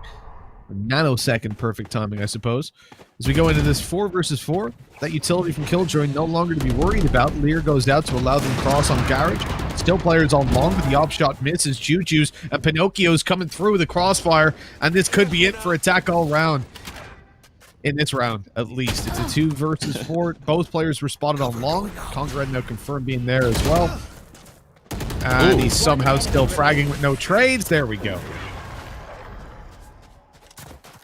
If there's anybody that I want in those scenarios to try to clutch things out, it's going to be Conrad. Unfortunately for him, not going to be a very fruitful round, but this might be a fruitful one for attack all around. Yes, the economy's bad, but 5 ultimates across the board. Now, yesterday we saw, I believe, I don't even remember which quarterfinal, but there was a certain team that was not using their ultimates despite having like 3 rounds left in the half, and they just kept saving them to the second half. Unfortunately, those don't carry over. So for attack all around, 5 ultimates available. I expect probably some initiation with the Hunter's Fury, a showstopper to get space, a neural theft once they find a body, once they find a corpse. They don't really have the weaponry here. See if that op will able to land the shots. It's not. Shock darts come through. That's the flash, and it's not traded. But here comes the showstopper. You gotta run. It doesn't connect. Pinocchio's was left on 1 HP, but he's managed to heal up on the back of it. Juju's somehow got the Phoenix buff. You see around the edge of his screen, he was getting healed, although he wasn't actually. Not that he needs to be, because he's on that full health. But he's jumping around. He's trying to spot some players outside of A. Drone goes through to just further cement the information, and they don't see anyone. So at this point, it is time to start the rotate. They're going to be moving towards the B side and the Sova all the way to C. Super passive Killjoy utility on the C side. You've got a drone. No, not a drone. You've got a turret, excuse me. to watch for them pushing out, because they know that there's a probability that you're going to see like the raise packs and then the shadow step to get those players on the site so they can activate nanoswarms. But attack all around, well, they've shifted pace again, and it's the A site that they look to. Pinocchio will be able to see when they come around the corner, and he gets a double. The paranoia timing was off, and it's cost them two. But Ace and Ginny, they're doing their best to pull it all the way back. It doesn't look like it's going to be all that easy for overtime anymore, but they have got a lockdown. It could be the difference maker if there wasn't that Hunter's Fury online to destroy it. Ginny cut off, and it could be it. Ace is low. He's in the corner. Out goes the recon, and he uses it perfectly. Distracts the crosshair of lava and catches the headshot. What a round!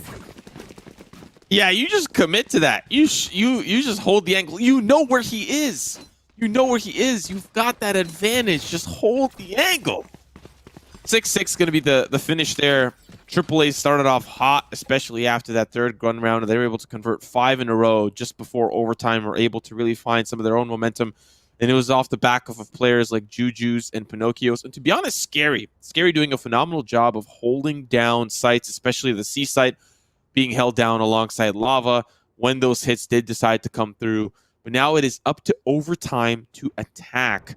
Now this is where I expect things to, of course, once again turn up. Similar to what we saw in Bind. The second half does favor overtime in this instance, but it does boil down to what their attack plan is. There's still an opportunity for AAA to halt them dead in their tracks.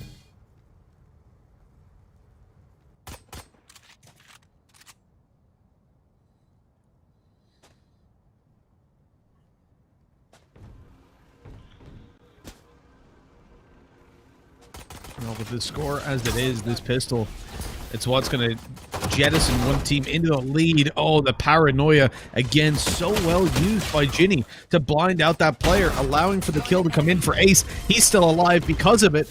And really, although she didn't get a kill, Ginny's the MVP of that round for me yet again. I love Omen play like this, where, sure, you're not top fragging, you're not getting in there, but the paranoia usage combined with your teammates is what's getting them a lot of these kills. Definitely feels good. Start off with a pistol win, especially for AAA, considering we've seen the theatrics from Juju's before. He didn't really do a lot of it on Bind, but alongside Pinocchio's on a Phoenix, I expect a lot of crazy gun rounds to ensue. But for now, for the time being, AAA with the weapon advantage. How expensive can overtime make it is going to be the bigger question. Already we're seeing Scary gather a lot of space and play all the way up towards the opposing Omen smoke. Or sorry, his own smoke.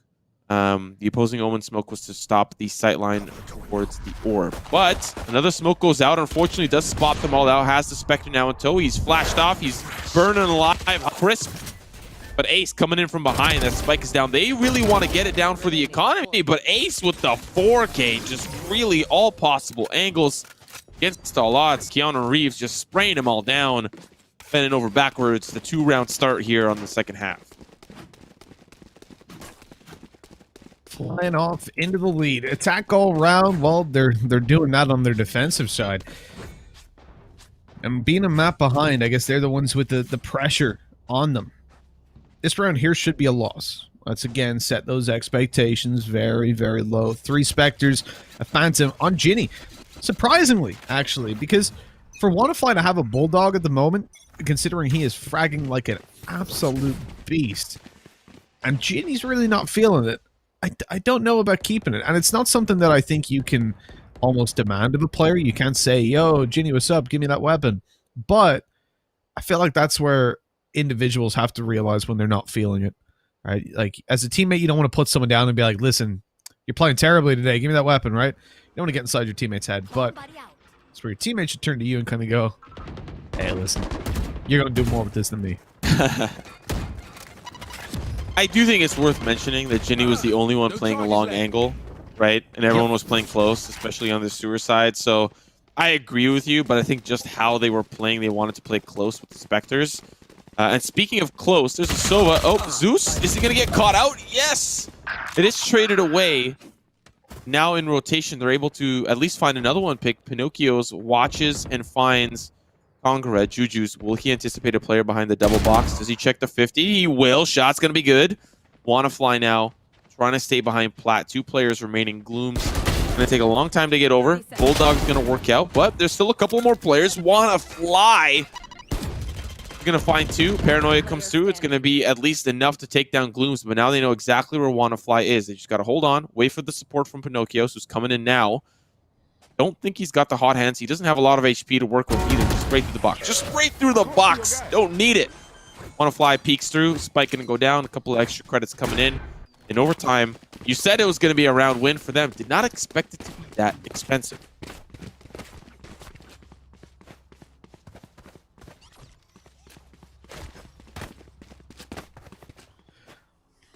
I do have to say, for overtime, this is the round that matters tenfold. If they can pick this up, I think the mentality aspect of the game swings into their favor pretty significantly. And your attack all round right now, you're already down. You're already losing. In terms of the series, that lead, that little bit of a lead that you gained by winning the pistol could slip away. Overtime got it all to play for. You see they're going for A long control, but they're pushing up together. You got your Phoenix and your Jet, both players who have either heals up or escapism. These are the ones I want to see fighting for that map control. They go up, they break the camera, and they fall back, just robbing any information, making attack all around that little bit more paranoid. And from what we saw in the previous round, they like to do this and then moved. Oh, this is so smart. The drone coming down short just cements. They're going to move towards C because they've broken the camera. Now they're sending in utility from one of the players that wasn't spotted. So they know 3 players were outside of C. And here's the rotate, here's the smoke, and here's the execute to the C side. He's going to get a fat Paranoia, but back away to join the rest of her team. So this is going to be a 5v5 retake unless Sova peeks out. Scary through the smoke, finds Ginny. The recon bolt doesn't even spot that out, so now they can get into post plants. It's a 5v4 retake. Yes, there is a Hunter's Fury. It is going to be rotated around from AAA all the way back through the attacker halls. There's an alarm bot there, I believe. That's going to be here from the duelists. Lear's going to come out, and they're looking for an execute. Ace is just going to hold the line. On the opposite side is Alter Ego, man in the mirror. Conqueror's going to find an entry. Pinocchio's going to trade it out. They're still coming through, and they're waiting for Ace. Alarm bot. He knows he's there. Shot's going to be good. He'll take him down. 1 player remaining. Wanna Fly. You said this was a momentum builder.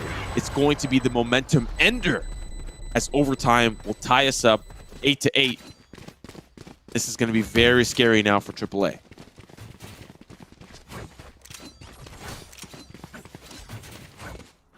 As I said, this is where things do start to get in your head a little bit. You know, you're back up 8-8. The lead that you had, it's gone. Economic advantage goes to your opponents overtime. The thing is, here's the potential big change. Attack all round are currently in a position where they have got 2 ultimates that do a lot of damage. You got a showstopper. Oh, don't peek this at the start, Raze.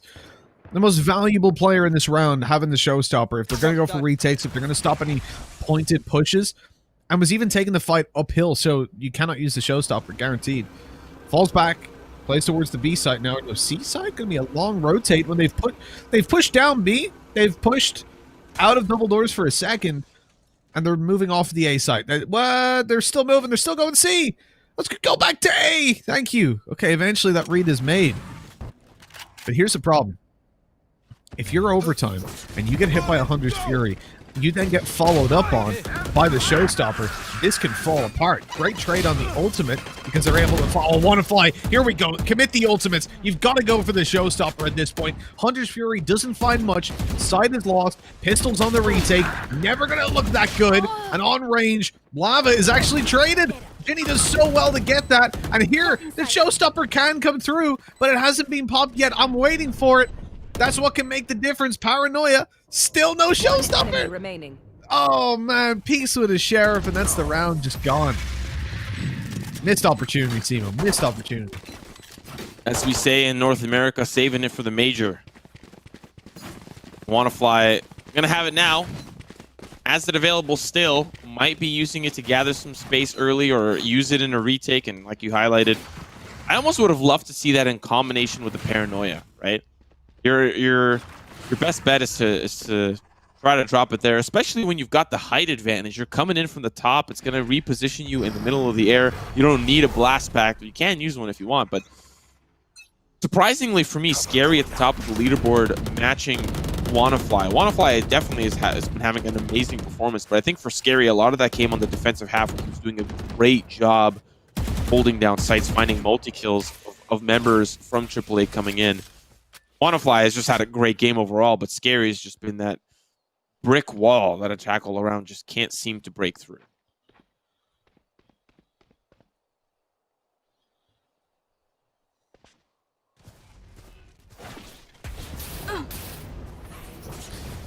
That wall can be broken through right there. It's only made out of fire. You can run through that, no problem. Molly out to the left side, stops any push through. Okay, we've got a plant. We've got Scary dying while mid shadow step. Good nade from WannaFly. The retake here for attack all round, still dangerous. They have no idea about Juju's up to what they do now. That was an interesting decision to just spam through. He's going to drop down. You know Juju's. He's going to go aggressively. No, he waits. Okay, still gets the reward. And the flanker that's coming is about, just looking at my clock here, about 3 years too late. Jesus. Is he though? Is he? He's got to defuse. Oh, shock dart. Oh, it chips him. It chips him. But he's spraying through. And now Juju's going to spray through. Shock dart will eventually be sent over again. It doesn't land onto Pinocchio's. Will he escape? He will. Oh. 10 to 8. And it's going to be a soft buy for AAA. This could be 11 to 8. And scary sight. We saw an even half, 6 to 6. Like we identified, once the gun rounds started to come through, overtime really sitting in a very comfortable spot. And if I'm going to be honest with you, when we started the day yesterday, I don't think you would have ever thought that overtime would be in the position to be in the grand finals, right? A lot of your predictions was surrounding attack all around and Todak, and here overtime is potentially in a 2-0 fashion, taking down one of the expected teams to move on to the grand finals, having a dominant performance for attack all around. Very, very interesting to see this team really glow up throughout this knockout stage part of the tournament.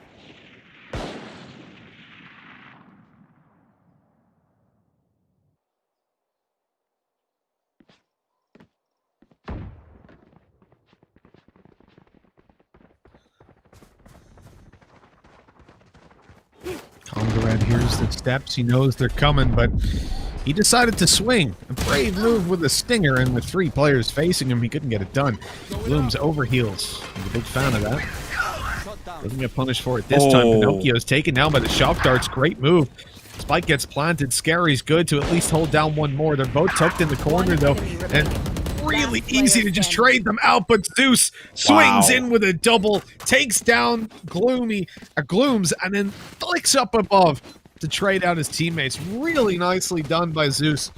And he was quiet for the majority of this game, but right there, when it's needed, he steps up.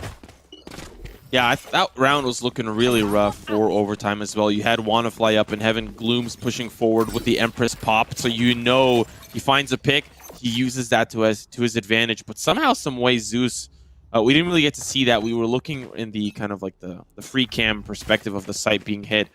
But nevertheless, let's pay attention to this round. This could be a huge moment for overtime, taking this into match point. And as I say that, the buddy system down long is going to find 3 picks, make it 4 across the map, down to 1 final player, and attack all around, find some solace in the 9th round.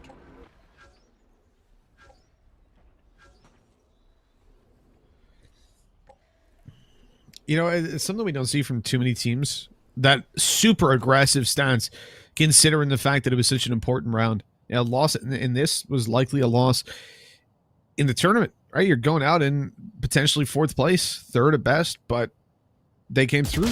They had the confidence. And you got to believe in yourself, right? Believe in the heart of the cards, as a good friend of mine once said. But unfortunately, this time the cards don't go in the favor of overtime, but there's plenty more opportunities. This is the thing. They're not going to feel any stress. They're not going to feel any panic because they've got credits. They can invest into all the weapons, the utility that they want, and come right back and fight attack all round, who aren't in the healthiest of positions on, like, Glooms, but they should be able to buy, right, for the 2 rounds. If they were to lose 13-9, there would be 2 full buys. So it's not the easiest of roads back for overtime.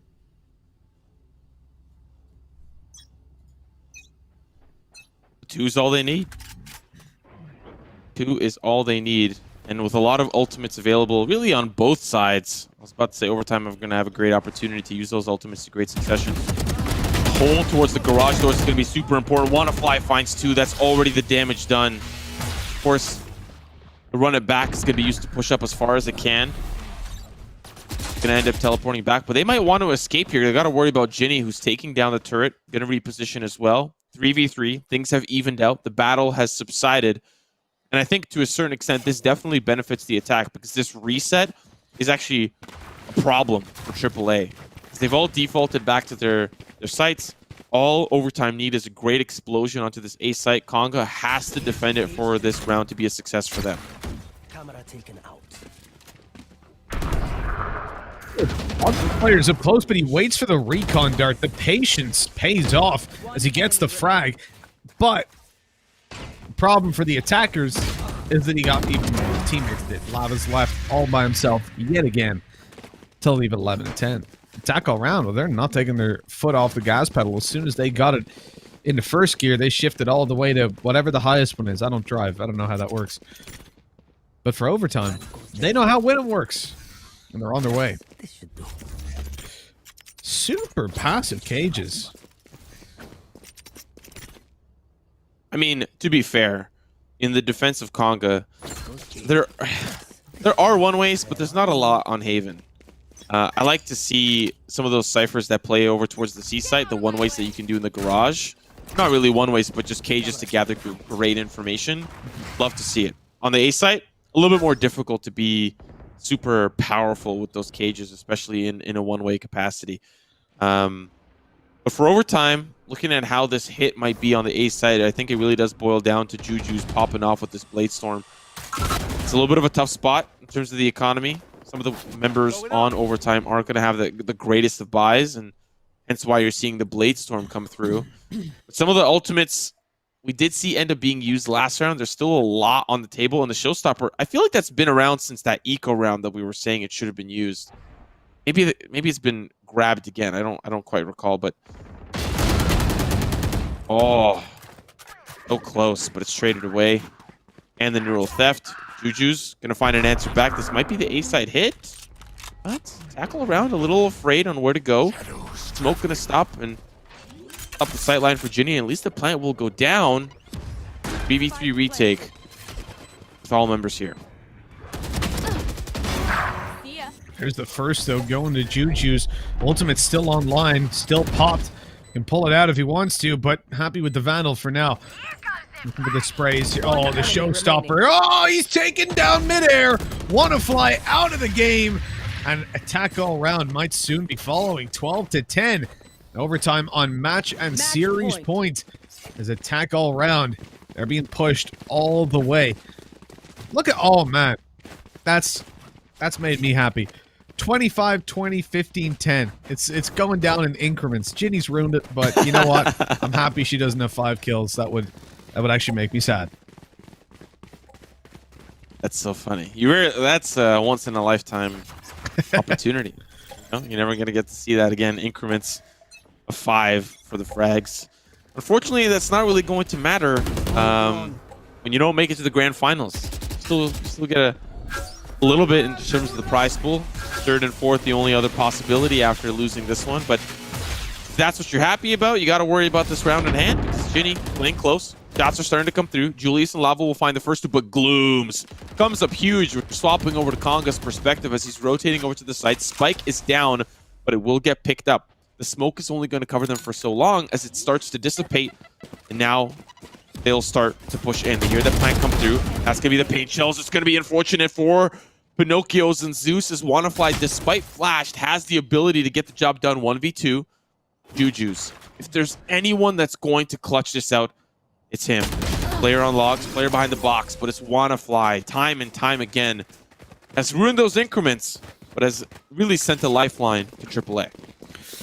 Yeah, absolutely. He saw his team drowning. He picked up the big circle thingy, I don't know what it's, flotation device. There we go. He chucked that in the water. It's like a rope you have to untie or something first. I don't know. It seems too complicated. I always just walk by. Hopefully, they can swim, I tell myself. 12 to 11. We'll see if Attack All Around can swim, or if they're going to sink all the way to the bottom. This is their final opportunity to bring it to an overtime.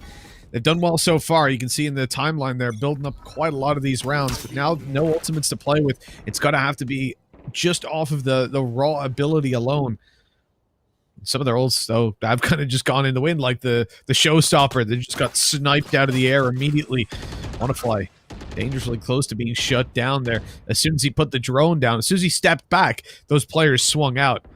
They're giving away presence again. It's the Phoenix Jet combo moving in towards this A site. Wanna wisely avoids combat. I mean, he's the most valuable player on the team right now. He's the one... Was that intentional? I thought he meant to dash to the left with that. The nade is going to force Jet forward. A fight is issued, but Juju's wins it with a stinger. That's an upgraded weapon as well for overtime. The smokes go down. Makonga Red, he maintains long control. He's going to look to cut these players off on the side. Here's the weapon being dropped. Gets the shot off. Swings back to default. Puts down another cage to give him some security. And this is so well handled after an opening duel lost. All they needed was two, an Attack All Around have climbed their way back through players like Wanafly and Conga 30 Red. seconds left. Sometimes Cyphers are just so pesky on sites, able to do so much with so little. Tripwire is even still down, so even if this does get kind of a little hectic, you can at least expect some sort of benefit to come through. Plant's starting to come through, but does he expect a player to push the smoke? I don't think he did. He's the player now up here, Blooms. Shots are starting to come through, but he doesn't know where he is to jump in. Classic. Hopping on in, back to the smoke. Not even opting to reload. We're tied up. An overtime possibility for AAA, and this is exactly what they needed to carry themselves home. To take us to that third map. Take us to Ascent. Take us to Split.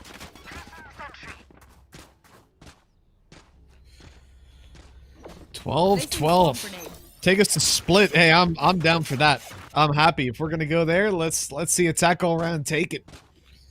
But they gotta get to 14 first. Whoever gets the 14 on the board, well, I suppose if it's 13-13, then it's 15. Whoever takes the 2-round lead. Basically, we're playing a game of tennis. Currently, we're on deuce. We'll see who gets the advantage. You swap over sides every single time. For those of you that don't know, you start in the attack, you play one round, then you're on defense, then you attack, then you're defense, and guess what happens then? Then you're on attack, then you're on defense. We could go on that all day. Overtime. Moving in for a little bit of a C retake, I think. Killjoy should back out. Yeah, good decision. But then for some reason, you've also got Omen pushing forward. Communication was not on point for a second, but they've regrouped. They're in the right form, the right state of mind. Conga Red tries to flank, gets one, but he's shut down. Now all the players on the C site. Ooh. Scary. The shame is he's getting the kill, so his ult won't be online. Or won't really be impactful when it does come online. But doesn't matter, because in absolute chaos, he gets the frags. And the thing is, for overtime in particular, Simo, this is where ult orbs play such a huge role. You get 2 kills in an ult orb, you're in the game. You're ready to frag out. Pop a showstopper or something like that. And again, a factor I think is going to be neglected. Well, if we're going to be looking at that perspective, the attack definitely benefit from having that ult orb towards that C-long side. The defense benefit from the A-long side. But as we've seen, for some reason, they're allergic. The ult orbs don't even want to get anywhere near it. They break out in hives. Smoke going down. They can get it for free now. It's free. Okay. They'll use the owl drone. Oh, there's a player. But there's a player to the left. Top flat. They don't expect. Because the owl drone spotted out. Wow! Juju's! How do you hit those? Ginny got the jump. Now Ginny's in the grave. They rotate over towards the A side. Once again, Conga, I am asking for your defense. Can he hold the line? We're about to find out. Conga Red, come on, he must be able to. This guy is a beast. You can see he's got, again, those passive cages for when they push onto site. The idea there being that if a jet dashes, you'll still be able to catch her. But there's no jet alive, and now there's no lava either because he gets completely wrecked. Pulling it back to a 3v3 with that swing out from spawn. It gives away that there's 2 players towards the site, but they have no idea about the flank in play, and it's an easy 2-man spray. Well handled, well done by Ace. 13-13, overtime number 2 is coming right up. Overtime. Yeah, there was a flank for both teams. Pinocchio's was coming through A-Link. Ace was coming down C-Long and wrapping around to catch them, rotating over towards the C site. There wasn't a lot of time left either. Now it's been reset. Overtime. Definitely feeling very comfortable on the defense. The retake on the C site last round was spectacular. This time, and to be fair, overtime have consistently been playing very weak on the A side. A lot of that killjoy utility and even in some cases stacking towards that side. But these members that are holding on this A site have to be exceptionally careful because there's a lot of members of attack all around here, and they're very interested in getting the spike over here. Kind of shots in the dark there with the shock darts. I suppose not shots. Shocks in the dart would be the better thing.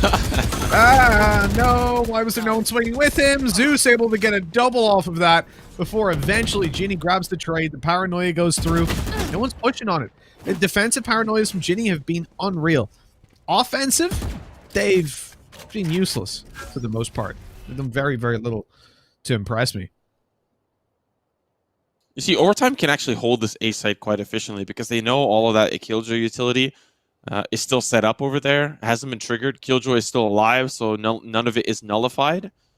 And of course, based on how the C site's being played, very comfortable playing passive towards the C site. Utility's gone. Okay, let's play 30 retake. seconds left. So they're holding the B angle, they're holding the A angle. But I'd imagine once this B hit comes in, pay attention to Juju's. He's going to be wrapping around, going towards that window side, playing very Juju-esque. Can Scary at least hold the line. They've got the crossfire set up, lava on one side. It's all down to Ginny. And unfortunately, Ginny from the block in a little bit of a world of hurt, but the peek through, he has no idea. Pinocchio swapping to the classic. Oh, baby. That dunk gonna be crispy. He was so low as well. Ginny was so low, so even one bullet would have done it, but I think she got 3 to the head. So that'll definitely do you regardless of what health you're on. 14-13. This is... It's going to be one hell of a round for Attack all round. They've held on. They've been fighting tooth and nail. But now, they're in a spot where if they want to be competing, they've got to win. If they want to be competing for the second or first place, getting through the finals, they've got to win this round. They've got to then get a 2-round lead afterwards when they've equalized it, then win the next map. That is a lot. A whole lot of win conditions. Whereas for overtime, they just got to win this. Or take the overtime eventually, or take the next one. There's so many things that can go right for them, and that's certainly one of them. Pinocchio's caught off guard, but Ginny again fails to win that duel. Man advantage now swings to overtime, but they're not fully looking in towards this site just yet. They took down an Omen, but they know there's at least one more player here, and now surely it's a C hit, because they've just opened it up completely. Once that frag came in the courtyard, I don't know why Lava didn't react. There we go. That's what I'm talking about. It's all down to Wannafly. This is exactly who I want in this scenario. If he can find several 1v1s, that's going to be the first one that he finds. But they get that spike, they get out of dodge, and now head over towards the A site. So for the retake scenario for Wannafly, this is going to be very difficult. Once again, you can still find these individual 1v1s, and you can expect him to win it. One more, and he gets the showstopper. So imagine if he had an ult order. True. Very true, Simo. Showstopper 1v2 could be the difference maker, but it's not. Because I think 2 ult orbs have been taken in this whole game. That's where we're at. Wannafly, he's swinging out. He's looking for the kills. He's spotted. They know exactly where he is. He still has a nade to work with. He might not even get to deploy it, though. He's being peeked, holding the pixel angle while reloading, and that is much to his dismay, the end of the game. 15-13. Wannafly has to be the MVP there. That dude played insanely well, but at the end of the day, we now say goodbye to the only other team that came into this tournament as a favorite to make it through. Attack All Round are gone alongside AHQ, Team SMG, and Myth.Attitude. Again, showing the depth that this region has. You know, I think I don't want to take too much time harping on Attack All Around. I just think there are some things that can be ironed out. Specifically some of the utility usage pieces, like you highlighted, grabbing those ult orbs to have more impact with your ultimate. They weren't running a Phoenix, but really the Raze and the Reyna could have benefited so much from having multiple showstoppers and multiple Empresses throughout the duration of the entire match. I feel like I only saw a showstopper once or twice from Wannafly, when I feel like it could have been a lot more, especially as he held on to it consistently. But for the most part, overtime definitely deserved that win. And we even saw yesterday how Pinocchios and Juju, maybe less strategically so, and maybe more so skillfully so, just consistently take challenges, consistently take duels. They don't really care. They play as a phenomenal buddy system. There isn't a lot of strategy behind it. They just kind of go in, they get the job done, they do the dirty work, and it kind of works out, kind of pans out. So congratulations to them to moving on to the grand finals. But let's have a look at that stat breakdown, see really how impactful was Wannafly in this match. Look at that, the 30 bomb, the much coveted scoreline. We don't see that all too much, but Scary wasn't far behind with 27 on the board. Really, for Wannafly, you know, I feel bad for him, man. And you drop that kind of performance and you lose out the game, it's a big feels bad, especially as he wasn't getting any kind of late round exit frags or anything like that. Like, the kills he had were mid or early round. They were impactful, but not impactful enough. 15-13 as they go out of the tournament. And you got to look at the first bloods as well. I'm sure we'll have the graphic in the next screen. But again, I guess to nobody's surprise, it's Juju's leading the charge on those. Yeah, but Pinocchio's not too far behind. 4 out of course, Juju's is 6. But yeah, man, Wannafly just feels so bad. He's probably the most hurt on the team, having such a phenomenal performance. But I got to give a little bit of credit to Scary, despite Juju's and Pinocchio's doing exactly what they, set up in the game plan. All right, we're 2 duelists. What are we going to go do? We're going to go duel. Let's keep dueling. Let's do what duelists do. But Scary really having an even better performance, 27 frags to him and to his name over Juju's and Pinocchio's. Really solid performance, especially on the defensive half, holding down that C site. Looking at the bracket, of course, overtime will move on and have the opportunity to be your coveted AOC Masters Tournament champions, but not without a fight. Alter Ego and Bren Esports will be coming up after, of course, a short break, but I'm really excited for that matchup. That one should go the distance. Yeah, I think Alter Ego versus Bren is probably going to be a 3-mapper based on what we saw yesterday. Bren versus SMG, they demolished them. There was a fight there for sure, but Alter Ego have taken down the giants of the region. So regardless of who you're here to support, or even if you missed one of the games yesterday, you have to just look at those results and say, it's impossible to call. I don't have a favorite in that game. I'm just happy that we're going to get to see 3 maps. Both teams we've seen in the past taking that split. So there's a chance we'll get the best map in the pool and hopefully avoid ascent altogether. That's my Christmas wish. Well, let's hope that we can get it. Of course, I'm even feeling to a certain degree that this semifinal kind of feels like a grand final. Like these are 2 really solid teams. I was really impressed with the performance that they showed. And sometimes this is one of those things that happens. The playoff bracket just kind of favors one side or the other. There's no way to really truly balance it all around. And especially in a game like Valorant, we're seeing in EU, we're seeing in NA. We're not really seeing it so much in Korea. But for the most part, in NA and EU and a few various other regions, anyone can win at any day. Ladies and gentlemen, we're going to throw to a quick little break. When we come back, we've got your next and last final semi-final match of the day. You don't want to miss it. We'll be right back after this.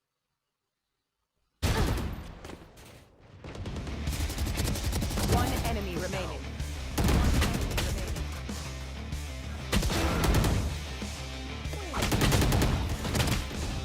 One enemy remaining.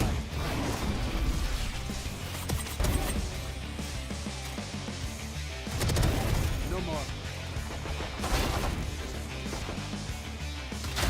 Enemy down.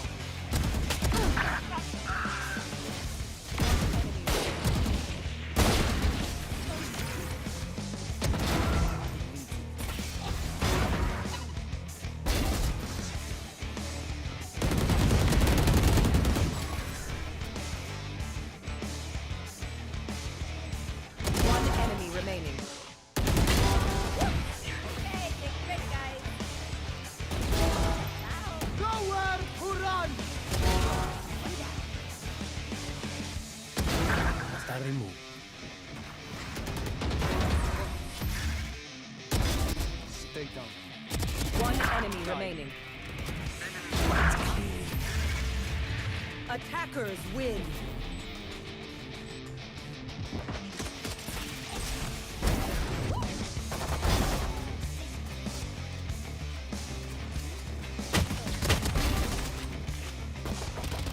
One enemy remaining.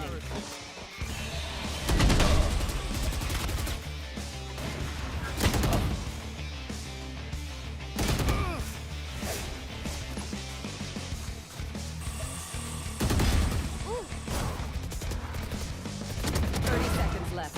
One enemy remaining. Planted. One enemy remaining.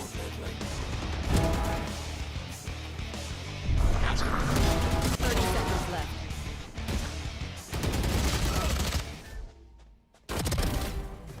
One enemy remaining. Now for 30 seconds. Standing.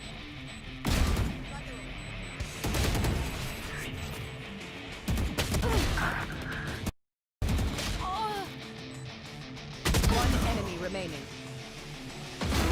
no more.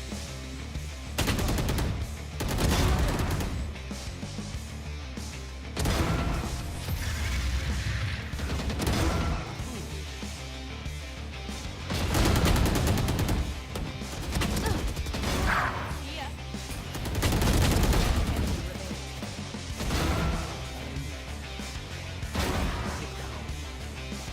Enemy remaining.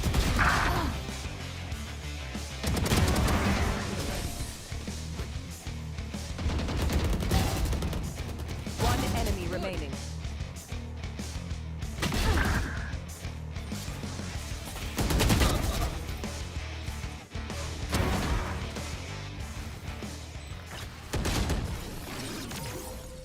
Attackers win.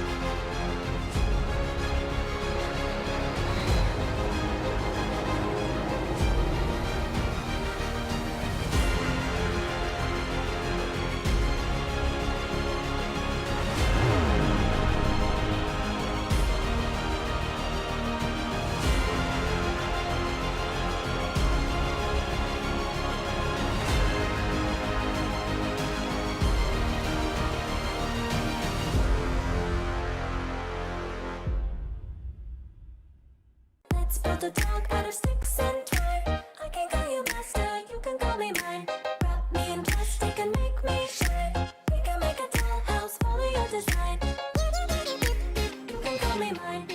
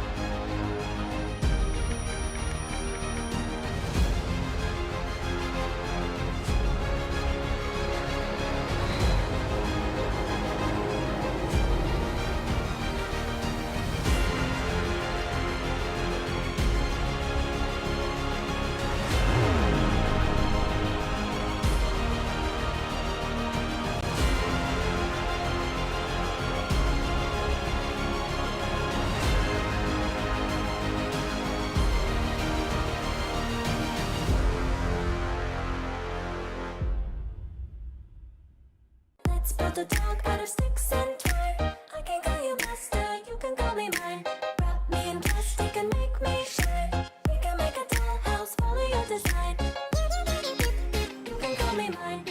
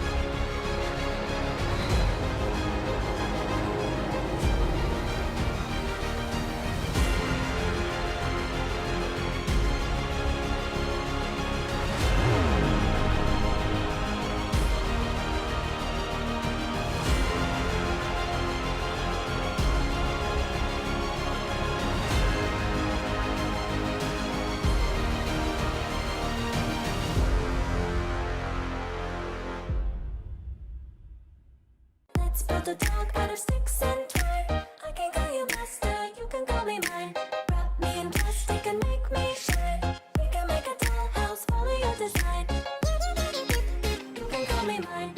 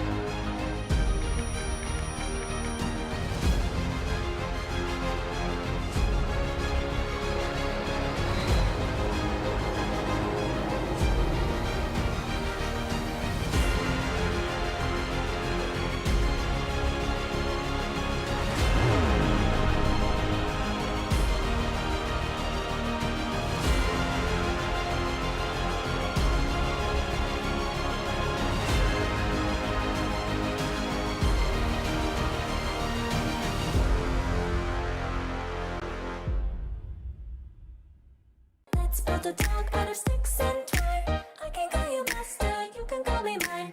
Wrap me in plastic and make me shine. We can make a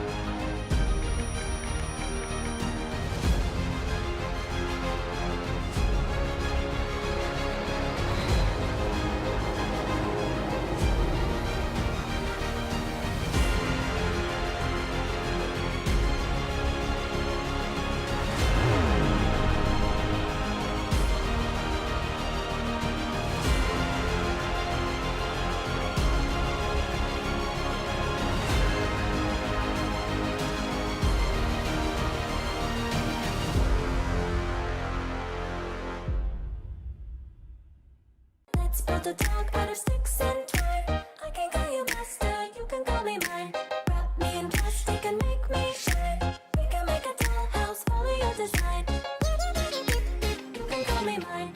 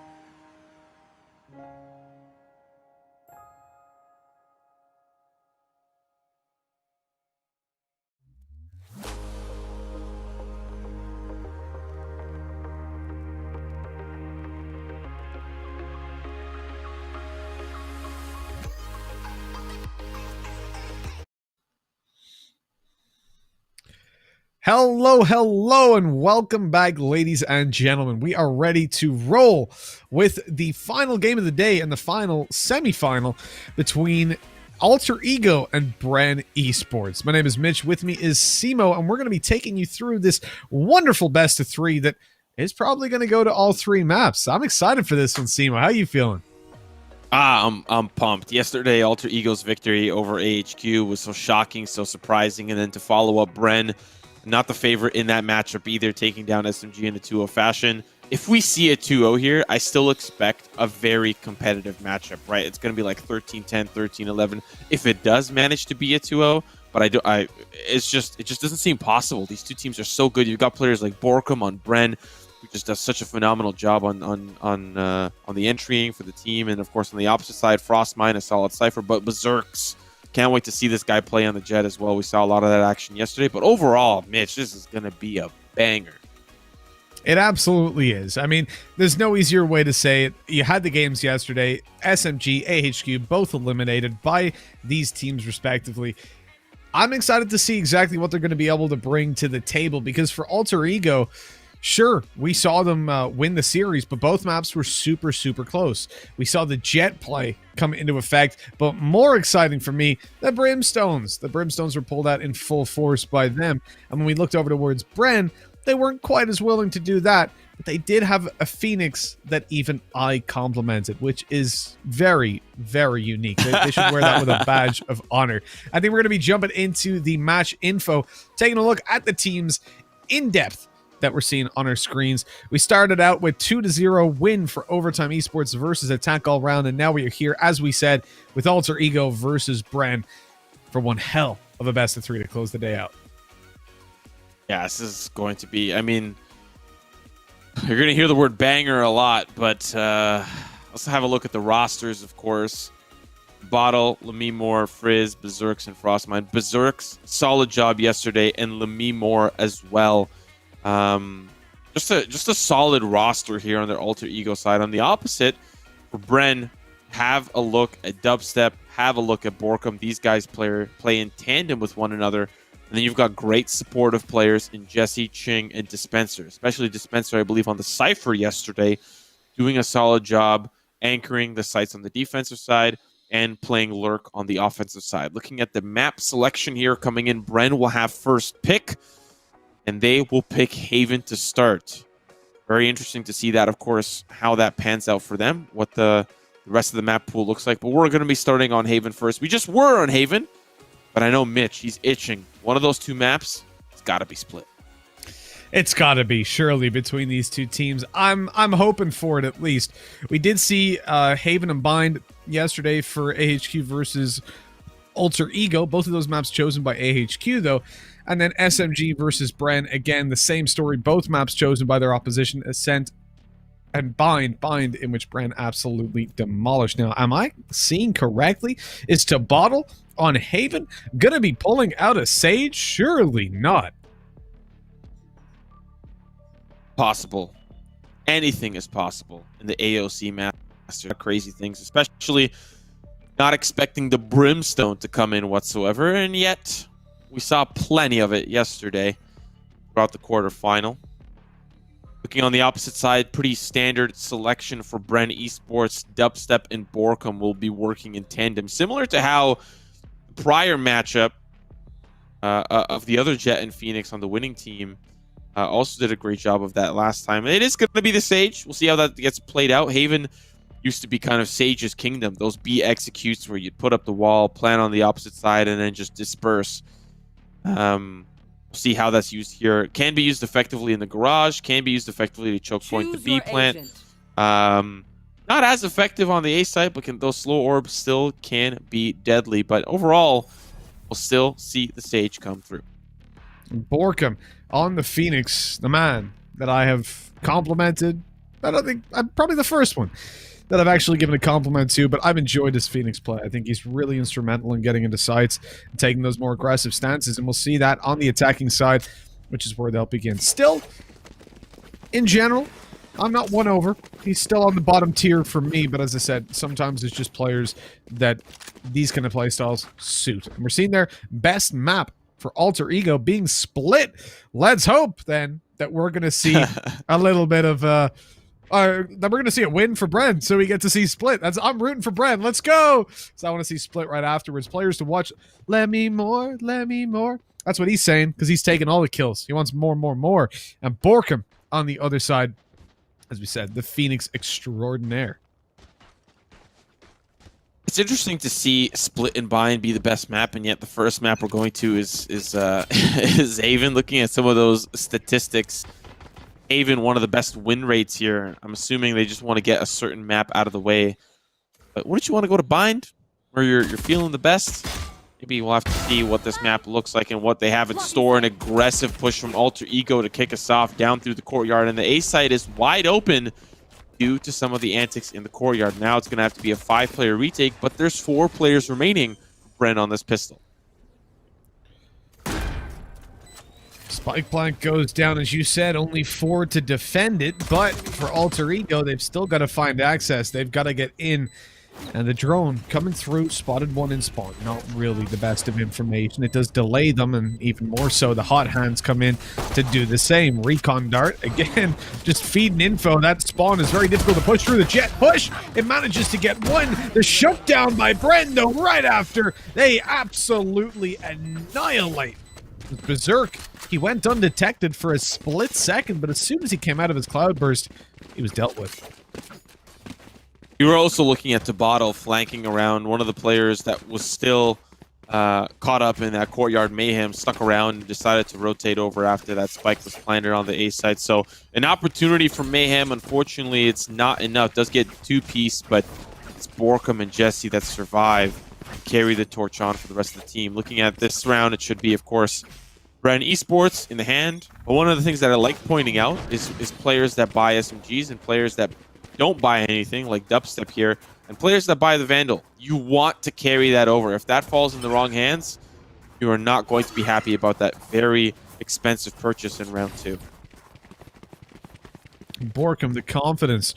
This is one thing that Phoenix is going to bring you, the ability to just get up in your opponent's faces so quickly. Dubstep, he dashed but didn't realize there was a ledge down below him, the window being his undoing. That is only going to be a ghost picked up. So it's not the biggest of upgrades, but still losing a player, losing the armor. Shock darts in for another. At least it's Frostmine falling over on the alter ego side to even up the numbers a little bit. And that ledge feeling like Fall Guys just wiping out completely over the ledge. Looking at, of course, now the push in starting to come through. The defense really not having the weaponry to deal with the offensive prowess of Bren Esports. A little to go off of. The 2 rounds have felt very strong from Bren. Yeah, it's just a pistol. Yeah, it's of course, the anti-eco there. But for Alter Ego, this is where the momentum is either going to feel really good or really, really bad. We're going to find out. They set up their defense, have their anchor towards the A side, and the rest of the players playing a little bit more active around the courtyard and the C side defense.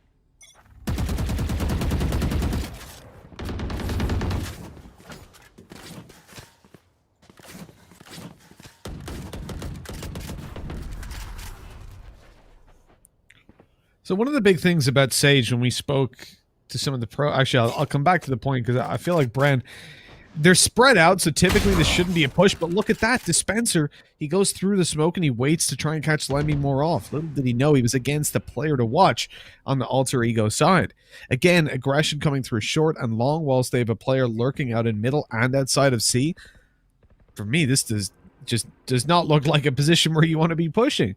And yet, they're looking for these fights one at a time. The key word, the buzzword I'll give you here is trades. Not a single one of these, but the spike is on the site, and they haven't even got a second player close by. If someone was hiding behind it, that spike would be dropped, and the round would be easily won. I mean, this is ludicrous, honestly, from Bren. But somehow it's worked out. They've even got the kill on the flank. How did that camera get in there? They heard it, and it even gets a free tag to Bottle. Slow orb coming through. That's going to be the defense dropping down. Frostmine with the first.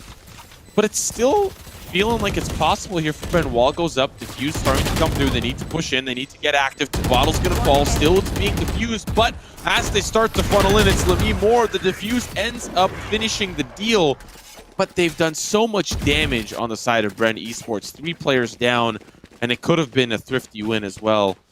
Or rather, not a thrifty win, but, you know, the good bonus round going into the favor of Alter Ego. The damage has been done, and this should be a little bit more of an even round for both teams.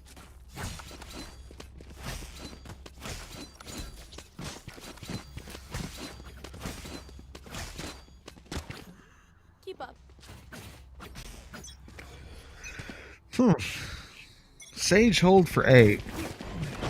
Not versus a breach as well is sort of the key thing.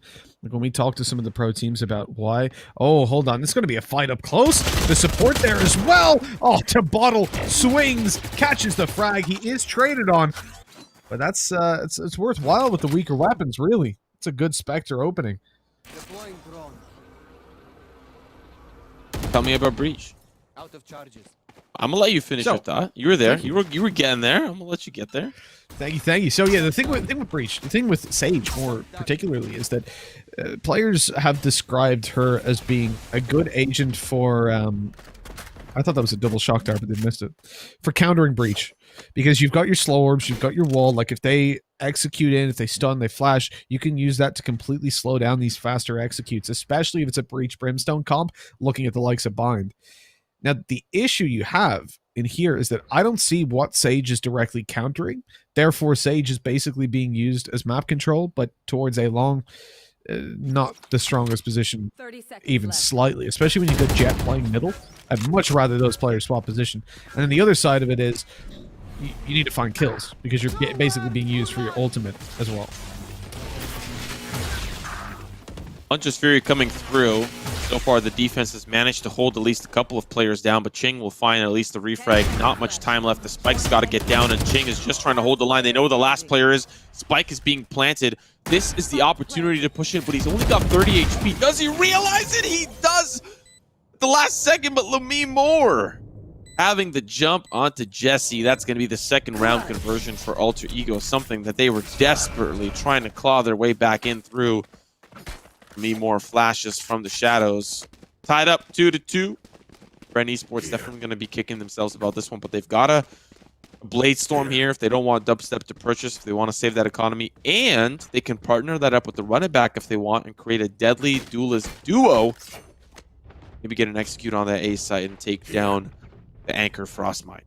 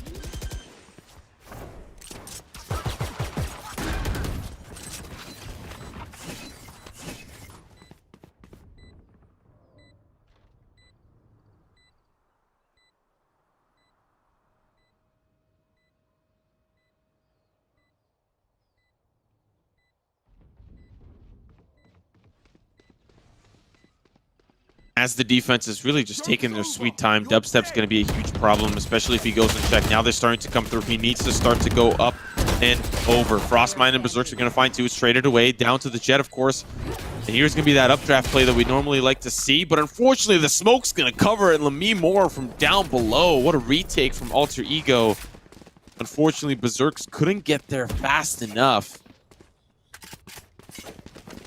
And, Dubstep couldn't get there fast enough. And unfortunately, the post-plant scenario for Bren just can't hold sight.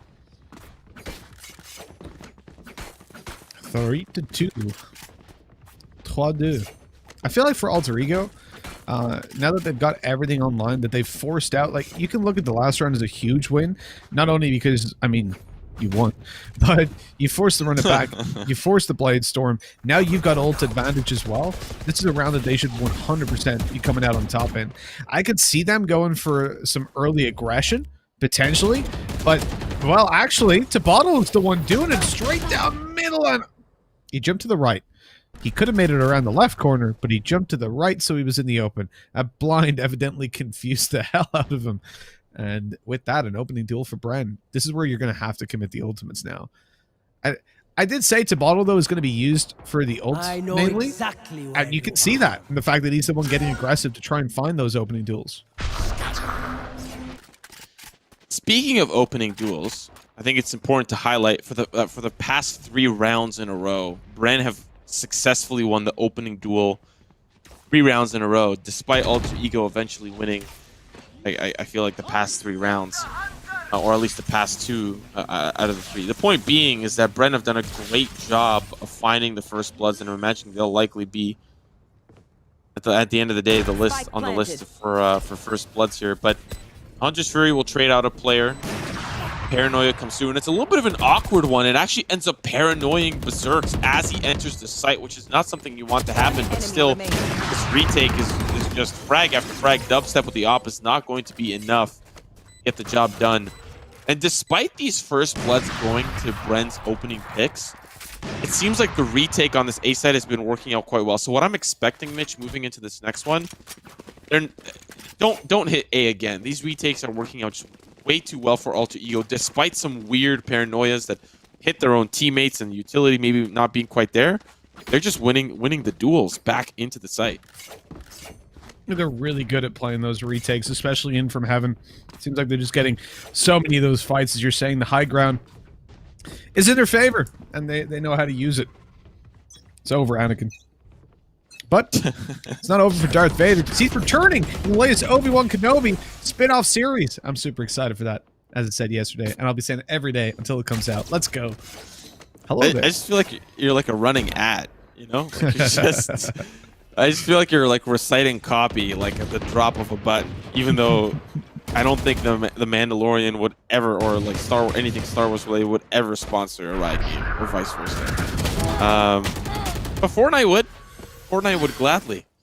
The bottle will gladly take the heel, finding that opening duel onto Bren. Finally, the revenge of the Sith comes in. First blood comes into the hand of Alter Ego, and Bren will back away, look towards a potential seaside hit. Having found that opening duel is a good thing, but in some instances it can be a double-sided, I would say sword, but let's say lightsaber, because you're in this position where you now think it's A, right? You have to play, I guess, there's two minds about it. You can play passive or you can go in aggressive to find some info. Eventually, though, info is going to be necessary. And pushing forward, you don't want to run into their team. But here we 30 go. seconds The left. shoulder spotted. Lemon Moore pops out his paranoia. He's going to get out of there. But that tag that came in through the wall stopped him, left him inside of the One hot enemy hands. remaining. And it's huge. Absolutely huge. But in the end, that one kill is all that they'll get. Berserk, I thought he had his knife out there. He pulls the Vandal out just in time and finishes it off with the kill. Only one player lost. Pretty good round for Alter Ego, all things considered, and they are definitely looking like the cleaner team at the moment with a 5-2 lead. You would be correct. You would be correct. Looking at, unfortunately for Alter Ego, looking at their statistics, I'd imagine this game being so new, sometimes you don't have access to all of the different tournaments that a team has played in, especially during the beta days. But some of the more recent statistics, Alter Ego only have 2 maps on Haven. They've been playing a lot of Split. Yeah. They've been playing a lot of Ascent, even a little bit of Icebox. In fact, they've got just as many amount of games on Haven as they do on Icebox in their tournament competitive matches. Anyways, point being, they're much better on the attack in the wins that they have. And yet, here they are, 5-2, doing phenomenal on the retake scenarios, which Bren just can't get a hold on those post-plant scenarios. And this is one of those things where I feel like you could, especially if you hit this C effectively, which is not where they're going to end up, but you can plant for long and just wait till the cows come home and really threaten the defense in the retake, which is what they need. They need some sort of threat. They hit the A site to get into post-plant, they lose. And especially with an off angle like this for Frostmine, are they expecting it? He only trades it out, which is ultimately the best case scenario for Bren. Shot after shot being hit by Fritz Natz. He is Nazi. Nasty. What I was going for there, yeah. but that came out wrong. Let's move on from that one very quickly. Shouldn't have tried to pronounce it like his name said. Updrafts come into play, not quite finding anybody down below. And with that, Berserk's all alone. That was a very quick dealing, but hold on. He's made it to the site, 2 players low. Right click doesn't work. Oh, that's a shame. I was onto the one player that had full HP. I think he actually lit him down half HP as well. Bren finally hold a post plant after a 5-round drought. Locust Swarm has passed and the fruits are fruitful. Farm is plenty. They now have an opportunity to turn things back around. Looking at the economy, of course, Alter Ego sitting pretty, especially Berserk's 5K on the money. He's going to obviously buy down for Frizz, who will have that op. So loss bonus is definitely going to hurt. The reset here Lemmy Moore and company, but on the opposite side, they're also hurting a little bit, especially after losing 5 in a row. The economy feels like it's being reset as we speak, and what that means for us is somebody's going to go down to an eco momentarily. It all boils down, of course, to this first initial pick. Jesse's going to find Frizz with the Hunter's Fury. Just like that, opening pick once again going to Bren. They've got the opening frag, looking to get it a little bit further. I mean, there was the trade back, but dubstep onto Lemmy Moore. That aggression down through double doors not paying off. The Reaver Vandal, we seem to be hearing the kill sound for that so many times. Jesse Vash, what happened there? Everybody else is falling back. They're pulling away, looking for A, but Jesse, he wanted to take that duel out in the open, and well, he's been punished for it. It's up to the Sage as well, so even if he managed to get damage, he can just heal himself back up, and some of the armor, they'll really tickle off of him. The ultimate pop, Borkum. Going all the way up to spawn, breaks the tripwire, closes the distance. Good crossfire, but it gives the info. 2 players there, and they're the final 2 after the back being watched. Cut off to Pottle. It ain't looking too good here for Alter Ego getting back in. They've been the kings of the retake, but not in this round. Not with low HP and an operator. They needed to bottle to come up huge in the flank, right? But when dubstep's posted up with the op, there's only so much you can get done, right? So we're gonna be tied up 5-4. Not tied up, but sorry, apologies. 5-4 after this one. Bren slowly catching up. For a map like Haven, it does tend to favor the attack. So the fact that Alter Ego have really managed to find such a comfy start, all they really need is one more to kind of nullify things here. A nice angle being held by Berserk's. Ching just walks up like it's his own coffee shop there. He owns the place. He runs the place. But so does Frostmine. He's also co-owner, co-founder. Finds 2 picks there in the garden, and that's going to nullify some of that economy. Yeah, you see Lemmy Moore having to buy down to an Ares. That does not feel good.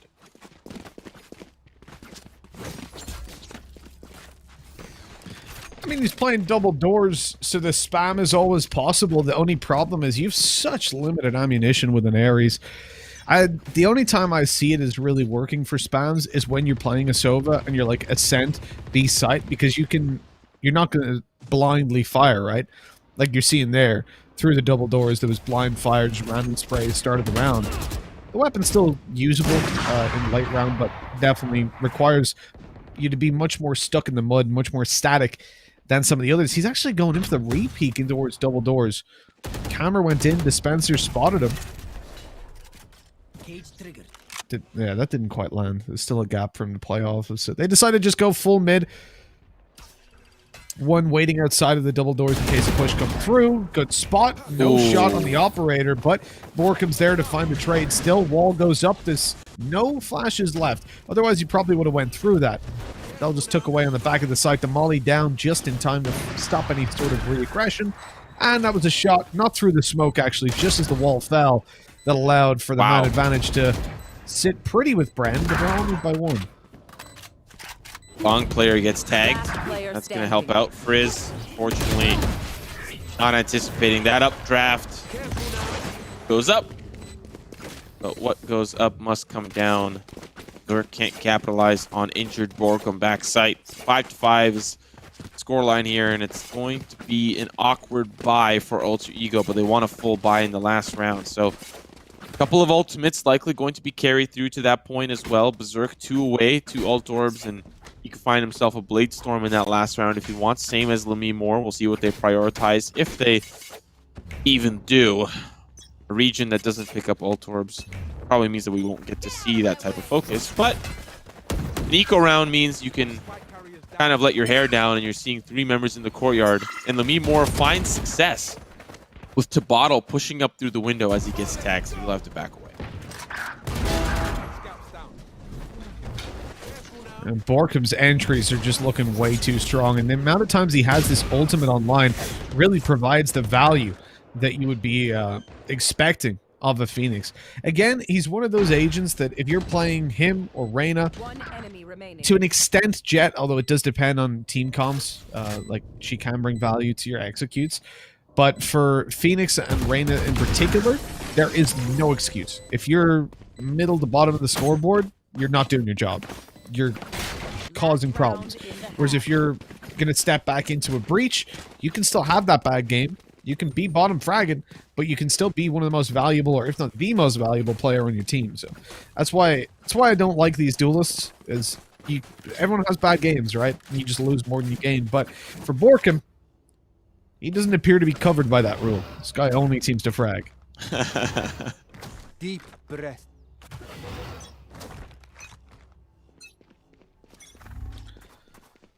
Five-point spread to start us out here for Bren. We're looking at this first initial op duel peak. Going to be coming in for Dubstep. Sees the shoulder as Frizz nasty. Dubstep has been getting the better of alter ego players all around the map, round after round. But this is one of the first times we've seen him fall. Of course, there is no Sage on the side of Bren Esports, but they can only try to recuperate that op. And you're seeing Borkum on the opposite side. Revealing area. Frizz will get smoked off. Recon Bolt to see who's on the opposite side, and it will tag to huge information for Alter Ego. They can play off that. See what they do to do so. Surprised he didn't stick around and try and spam through the smoke. The recon did confirm though that the players were there, so you have big information, even if they don't capitalize off a wall bang or a smoke spam. Frizz waiting for the peek, gets it. There's the frag, swings out to try and trade his teammate, and Frizz is huge. It's all down to Borkum. He's got a 1v4 to win. It ain't looking too likely. Flash around the corner. He's pushed Frizz back, but posted up yet again, and 4K Wow. is how we close out the half. What a half from Frizz on that operator. He's just been a Switching pleasure sides. to watch. Yeah, one of the things that I think is so amazing about this game is that, well, at least in NA, and to be fair to a certain degree, something that we're used to on some teams in EU, that when you have an op player, for some reason, you pigeonhole them into a jet role. It doesn't always have to be the case. While it is helpful, because if you miss the initial shot, you can tail into safety. But I've seen an Omen op players, specifically looking at Envy and Mame, sometimes playing Here. the op on the Omen, on whatever map they do kind of play a different jet role. And in this case, Frizz, you know, the agent selection knows no bounds to what weapon you want to play and how you want to play it effectively. So amazing to see him kind of break out of those agent roles that are a little bit defined in terms of the op, and if he brings it out here on the attack. A little less likely, but now the engagement occurs. Berserk's going to find the first one. He's going to find the second as well. It's going to be a great opening round on the pistol for Alter Ego. Kill after kill, swinging into Alter Ego's favor. The side is theirs, 2v5. Very little way they lose this round. They've even got a Sage up to heal their jet Spike planted. once that spike is planted. Or if they already used the heal. Yes, they have. Either way. Man advantages are plenty, so losing this round is next to impossible. The wall goes up, but they break through it and just go for the frags, closing it out, only losing one player. So close to being flawless. Also, important little note, you notice Sage was the one running forward that was actually entering there on a pistol, especially. That's very important because she wants to be finding the kills in the early game so that coming into a round like this where they're on a bonus, you can be even closer to getting your ultimate. What can also help that is picking up ult orbs, but I don't know how much we'll see that focused on the attacking side. For me, like, what you'll actually see a lot of teams do, especially ones with Sage, is play slow at this point, have somebody go C, smoke off C long, have two players there, one covers, one picks up the ult orb, especially with a Sage, so that Sage would now be on 4 out of 7. Then you already have players taking over A, you get long, you smoke or wall it off, you pick up the orb, now you're 1 kill away from your ult. And if things do start to spiral out of control, everything's good, because you've got that ultimate online. But we don't see that same level of planning, I guess. Even Recon Bolt finding out all of those players around A lobby, that could have been shot out, you know, that could have been planned for, but it still managed to tag a couple players out. Still, Bren not over-rotating, not over-committing, and that might cost them a little bit, especially on this eco, when they could have rushed on over towards the A site to support the very lonely Jesse Vash. 2 players will die to the lurk, 2 players remain, sorry, to the counter flank. Shorty, oh, getting close. One more shell is all you needed. Unfortunately, not enough damage to limit more. Gets taken down to 54. A flawless is not how you want to finish the bonus round, let me tell you. Because they will have such a good economy moving into the 4th round, which is normally you see kind of like 2 players die. Like on average, if you were to guess how many players are going to die on the 2nd round conversion, it's usually 2. Because trades happen, you get on site, you get spike planted, retake, blah, blah, blah, blah. But the fact that they managed to keep everything, that's definitely got to hurt a little bit. Down go the cages, and it's time to get a rolling.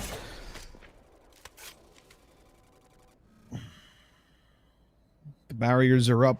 Alter Ego are looking towards the A site very favorably. You saw the spike go down last round. It was planted by the Sage, so she did get an ult charge out of it, but the ult orb was also still on A long. Nobody picked it up. Nobody wanted it. She's now just 2 away from getting her ulti. Wall goes up. We'll go in for the plant, and then 1 kill later, a res is possible. And they might need that res very quickly indeed. Plant down. Turns at least to start. Probably won't see it committed to in this round unless they find 2 kills. Then they can go in hard for it. Sage has been spotted underneath heaven. There's a flash in the hands of Orkin. Only the one. It doesn't go wide enough. And they don't push out off of it. They're instead letting the drone go first. Dispenser dealt with. Wow. And what is going on? Down went to Bottle. Wow. But Frostmines picked up 3. That is ridiculous. Holy smokes. You thought that they had the retake set up there for Bren. You had Borkum ready with the flash, and they knew exactly where they were too. The recon bolt gave them all the information that they needed. They had a player behind the box, ready to swing for yellow. They had Sage down in towards Hell. I don't know if a 3rd player was tagged, but you even had Dubstep on the flank, coming in from the long side to help support Bren's push back into the site. But somehow, some way, Frostmine. Oh, man. 3K finds the upgrade on the ground. Turns it into a very scary sight for Bren. This is a possible 10-6, Mitch. A great way to catapult this 2nd half. And remember, we saw the bonus go flawless. So they have so much money in the bank. The res as well in play for Alter Ego. Even if they do lose the player, they can get him back up. Not in that position, so Berserk does fall back down. But he's gotten a kill first. A 5v2. Bren falling apart at the seams here. Revealing area. Recon through. It's not going to spot the player, but it does give away his position as he destroys it. Berserk now looking to take this guy down. Sova still known to be up close. They don't want to fully push it because they know they're against pistols. You don't want to give them a free weapon, obviously. Yeah. Spencer still finds 1. Those shots ringing true. This 1 will fall. Oh, still 1 more looking to die on the spike himself, but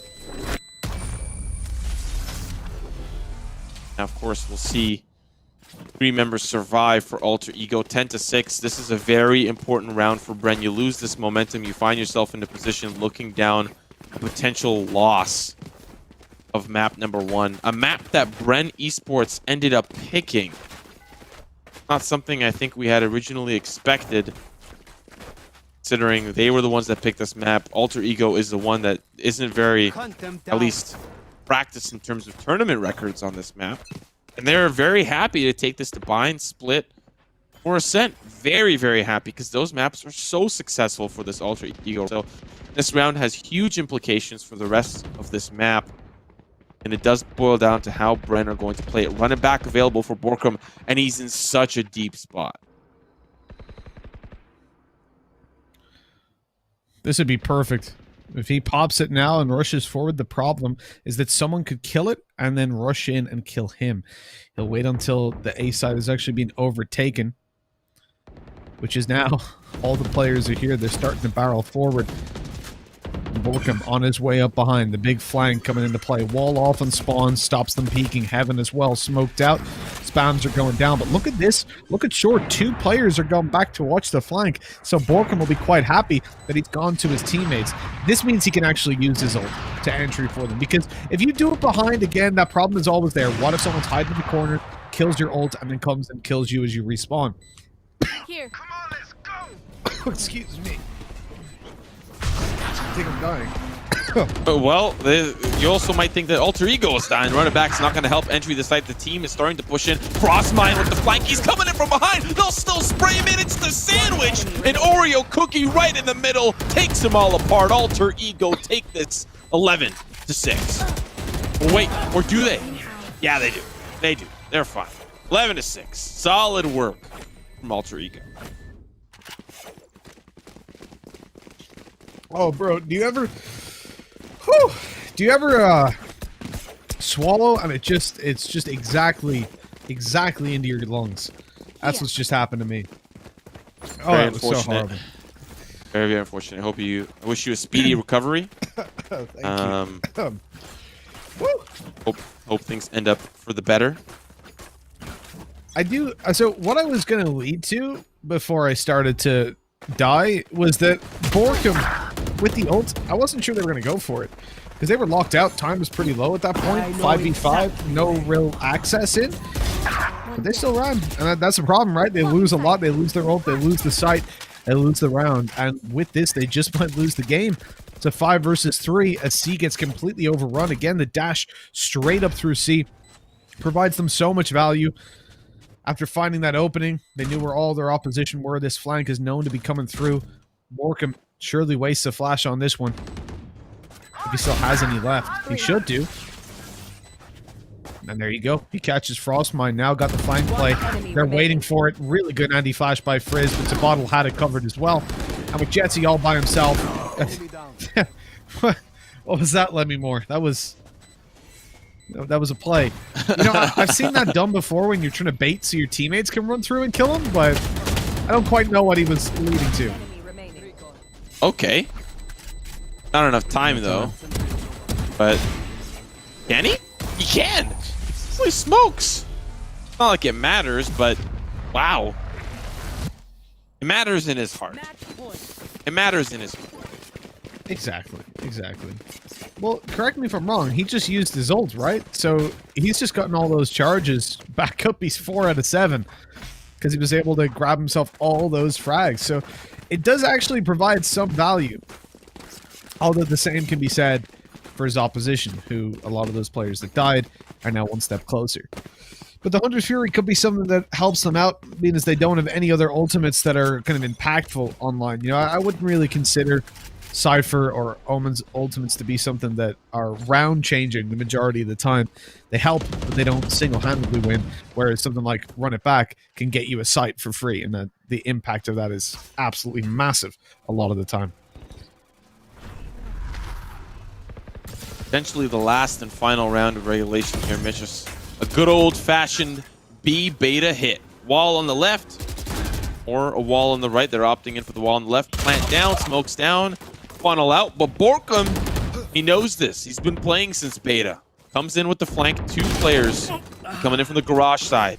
Frostmine trying to find some value, pushing forward, but now it's down to the 3v5 and make it a 2v5 as members are falling apart. That's going to give the information where they need it. Berserk will answer back, but there's still too many members still alive. All down to Berserk, starting the defuse.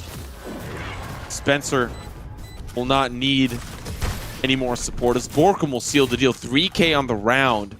And it really was just the story of Borkum getting in behind, being a pest, not allowing this quick B-side hit to really come to fruition in the bigger picture. Yeah, not the first time that he's been able to make those kind of plays. He is desperately trying to keep his team alive, and this one 5 rounds behind. This is the first time they've gotten off the starting block in the half as well. Their defense has seen a consistent streak of lost rounds, 6 in a row, 7 including the final of the previous. Considering we started the half tied out, I thought for sure we were going to get the close series that we were promised. But Alter Ego, they've just been dominating on these pushes, and now we come up to... Excuse me, my my lungs have not yet recovered. We come up to a 5-round gap that Bren needed step it up on consistently. There can be no errors. There can be no issues. They've got the ult online there. I think that was an ult orb seized. I know what you're thinking. Surely not. Surely they haven't picked up an ult orb. But yes, a player on short covered while Phoenix pushed forward, grabbed an ult orb, and now holds aggressive A control. But it's Seed that's under threat. Zerk pushing forward, tailwind in. How much damage can get done? A player in the default plant spot still manages to fall before it gets traded away. Berserk getting into a very spicy spot, but the updraft over is going to allow a nice, beautiful stack to push in. A wall of pain as they spray through the boxes. Berserk still up to full HP, still up to full armor, and those shots aren't connecting. They're just wasting ammo, and that ammo is going to be wasted for Berserk. Borkum coming in from the back. It's all down to Frizz. He's playing in the smoke. A rogue warrior that does get taken down. Dispenser will dispense of him quickly with the headshot. Will now climb up 12 to 8. Bren still have a lot of rounds left, but each round becomes easier than the last. 4 rounds between them. As you said, each one gets easier. A little bit of weight is lifted off your shoulders, and especially considering the fact that they didn't have to commit. Mainly, Phoenix is running back. That's what I see as being the big damage dealer. 3-man stack on A early on. We're going to see aggression. Maybe this is to do with run it back being online. Maybe they go forward with it and try to find themselves some access. But also, look how close Jesse is to getting his ult. Are they going to play off ultimate orbs? Is that what's happening? They're waiting for the recon to come down. Dubstep has now got aggressive control. Phoenix can cover. Come on, Jesse. Take that ult orb. Go on, Jesse. Jesse, do it. Do it, Jesse. They have so much cover.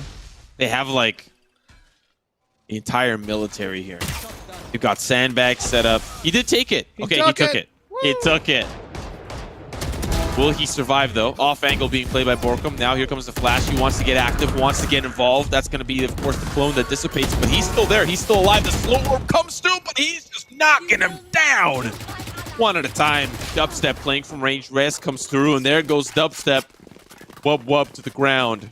There's 2 players remain here for Bren. Contact point here for the site. It's going to be Dispenser. He takes out one. Smoke goes down. He's going to be using those passive cages, and up goes Berserk, and he goes down as quickly as he rises. 2 players remain. Guardian for one more. Guardian! Oh, the clutch. It's huge. It's massive. And it's Alter Ego taking map number 1. What an insane way to finish it as well. Dispenser did his best. He picked up so many kills. And in the end, it's just a Guardian tapping away that claims the final frags of the day. You know, the thing is, the kind of frustrating thing is that Alter Ego on the defensive side didn't seem to play quite as conscious or quite as well, to be honest, structure-wise, as what we saw from Bren. And yet individually, they just pull it across the line. They come out swinging. And that's the team even without the Phoenix on their side. Honestly, I felt like I enjoyed Bren's play a little bit more from an analytical perspective. I think they made really good decisions, but Jesus, they just lost so many of those duels that they shouldn't have. Like right there at the end, you've got a guy getting a 3K and you still can't get it done. Yeah, you lose to a Guardian of all things. And now, to be fair, it's been buffed patch after patch, and it has gotten a little bit of love. It's not a horrible weapon anymore, but let's have a look at the stat breakdown. And I just have this sinking feeling that Borkum's going to be at the top. He may be our MVP of the match. It's either him or Frizz, but Berserk really surprising a lot of people, tying things up with Borkum up there, Frizz not too far behind. But looking at the top 3 players for the defense, they're all so close to winning. Yeah, it's a really tight-knit scoreboard. For Tabottle, again, Sage value, as I said, was getting kills because you're going to be used for your ultimate. And that's more or less it, right? You've got decent map control, but do you do it better than and having a Killjoy there would, for example? No, the Killjoy would do a better job in terms of map control. We saw the res being impactful a couple of times, but really, if you're not fragging heavily as a Sage, your value is questionable. At the best at times, especially in a map like Haven. That's more so the thing. Like if it's split, you bring a lot to it. It's very choke pointy. All the angles are very close. Your wall can be used for a number of different boosts and for clocking off some angles. Your wall can be used for boosts on ascent as well, but you probably shouldn't. But here we are looking at the MVP Berserk. 295 ACS average combat score, 19 kills on the board and 3 first bloods, but he wasn't the one getting involved in the most early round fights. That was, of course, the man, the myth, the phoenix that is Borkum. Yeah, it kind of hurts me a little bit when you like and appreciate a phoenix from Southeast Asia more than you appreciate any of the phoenixes in North America. But credit where credit is due, and I agree with you, Borkum definitely stepping up. But Mitch, how important is it for Borkum to step up in this next match? We likely might see a phoenix again. It's something that he's very, very comfortable with. Is it up to him, or does the team need to corral together to really overcome Ultra Ego in this second map? I feel like in terms of Borkum's job in this team, he is fulfilling it. He's fragging towards the top of the scoreboard. He's tied up on the server, but it's not even down to frags. It's down to the specific role he plays. He's getting his ults online with the kills. He's then pushing into sites, opening them up.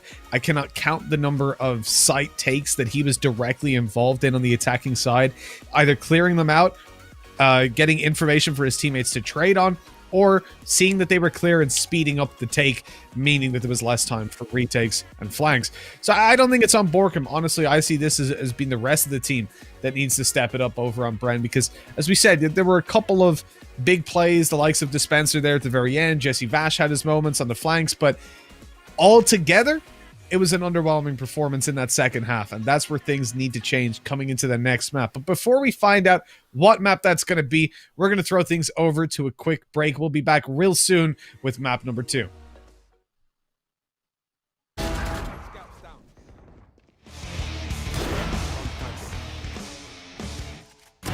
Shot down. One enemy remaining.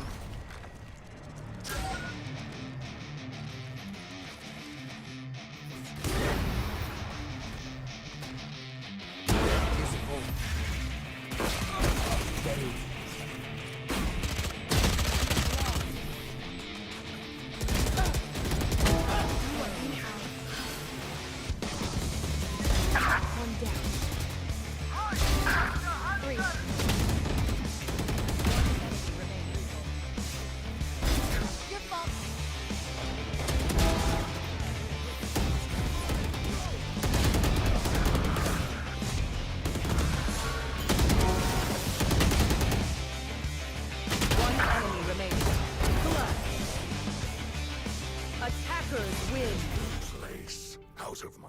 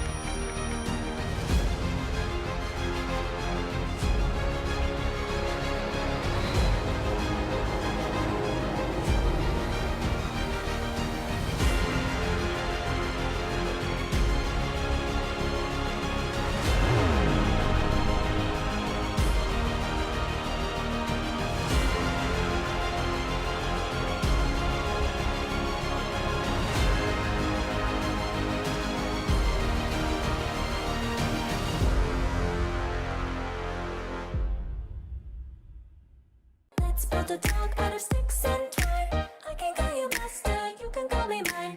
Wrap me in plastic and make me shine. We can make a dollhouse.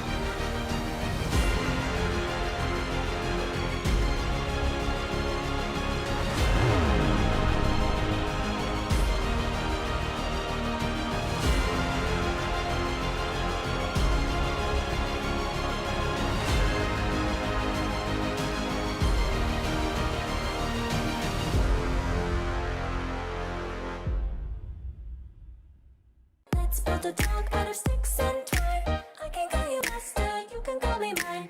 Wrap me in plastic and make me shine. We can make a dollhouse, follow your design. You can call me mine.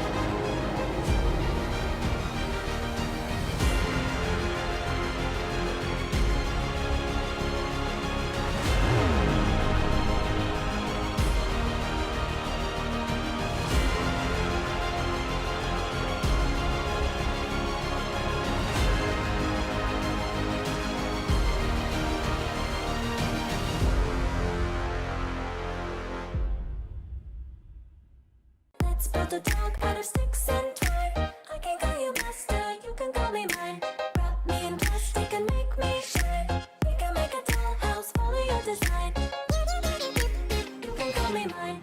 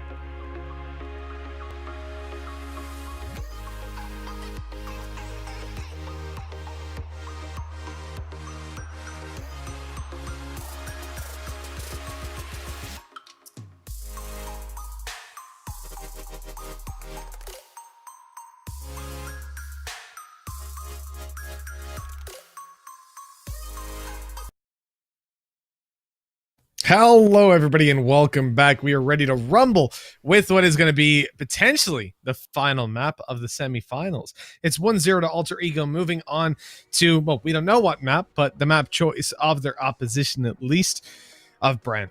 It was disappointing. You know, first half 6-6 Simo, and then we end up with this just whitewash in the second half. Yeah, and I think probably the saddest part if you're a Bren Esports fan is that they picked that map. They picked Haven, and they get to pick another one. They just get to keep picking maps, and it's likely that we'll end up at Bind for the second map, and then, you know, if we do end up to that third map, Alter Ego will end up on Split. It does look like I think we have the map veto ready, and we can transition over to that and see what that looks like. But I'm predicting Bind for this second map, especially considering it's their best map. It's what we kind of teed up as at the beginning of Haven, looking at that graphic, saying that Bren, this is their best map. But I just have to say that Alter Ego are no slouches on this either. They beat AHQ yesterday on it, and they beat a lot of teams at the first Strike event that they participated in on it as well. So they've got a lot of reps on this map. This isn't something that I think they're just going to be a pushover for. So Bren really have to come prepared for this upcoming map. Yeah, most definitely. Like, the fact that Bren beat SMG is always going to give us a glimmer of hope for sure, but Alter Ego, they came out of the gates just fragging in that previous one, and Bind, you know, this is the EU special, the map that we'll see the most. I'm curious to see if we're ever going to see some changes in Lemmy Moore. Well, he's going back over towards the Brimstone. We mentioned that this is where they picked Brimstone last time, alongside the standard comp, with a still a Sage in play, actually.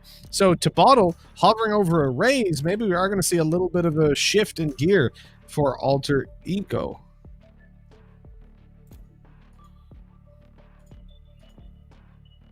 Oh, don't do that. Don't pick the Reyna. So, for context, Tabal got 9 kills on the previous map. That is not the kind of performance that you go, screw it, I'm going to take a Reyna. That's where you stick on the Sage, buddy. Maybe the Raze. I'm okay with that. Frostmine's obviously going to go for the Cypher as well. No secret on that one. See what does end up being locked into. Bottle's going to pick the Reyna. Yesterday on Bind. Select your agent. Was yeah, the Sage yesterday, right? Yeah, the Sage that was picked yesterday. So it's interesting. This is one of those things where you'd love to hear what went into the decision-making process to select that and end up locking that in. Do they feel like they need another duelist to answer the combo of Dubstep and Borkum? But to be fair, I think they were, you know, handling Borkum to a certain extent. I mean, they won the map, right? They had to have been doing something correctly. They won the attacking half evenly, and they just had to close out the lead that they found themselves in at the beginning of the attacking half. But we'll see if this works out. Maybe this is a sleeper pick that they have. They're wanting to carry it into the grand finals to go up against AAA, or sorry, overtime. But interesting. Very, very interesting. You're a much more positive person than I am, Simo, because I would have just said wrong. But you like to give them the benefit of the doubt. I see you haven't been hurt as much as I have in the past. 1 month of Asian Counter-Strike will do that to you.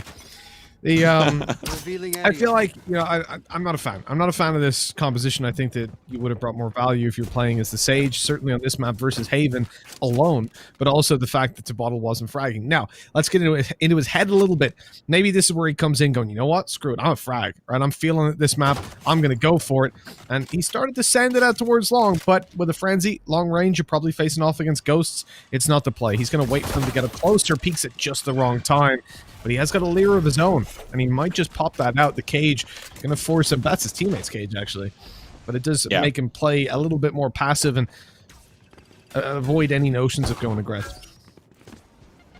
Unican player does get spotted out by the Recon Bolt. Now actually looking to get to safety. Paint Shells looking like they were going to connect it. They're just throwing everything. There's hot hands, there's Aldrone. He actually gets to safety here. The players in Elbow need to come up huge with a pick or two. So far, it's just a trade, which will be at least valuable for the time being. Overheal for Tabak gets into another engagement. That's going to be Berserk and company starting to push in. They got to worry about this assault on 2 fronts, and so far, it's in the hands of Alter Ego to Bottle and company coming out victorious on the B side retake. Well handled all in all, I gotta say. They just rush out, take every frag they possibly can. But the thing about Alter Ego in this situation is that they're trading every single step of the way. There's somebody there to trade out the frags, and I think that's something that we were lacking on Bren when we looked at their attacking side. A lot of the time they were just spread out, taking individual duels, and couldn't match up pound for pound, certainly not against Crossfires, because that's pound for 2 pound. But here we are with the 1-0 lead. Alter Ego, look at the buy that's come in over on the Bren side, though. 5 stingers. I will say, on record, that's the first time I've ever seen that buy. Revealing area. Really? You've had your hand in casting a lot of Team Liquid matches, so that's very very interesting. So far, it's not working out, and it might continue not to work out. They want to bring the issue. They want to bring the pain. Dubstep. He's gonna be feeling the drum and bass by Lamy Moore.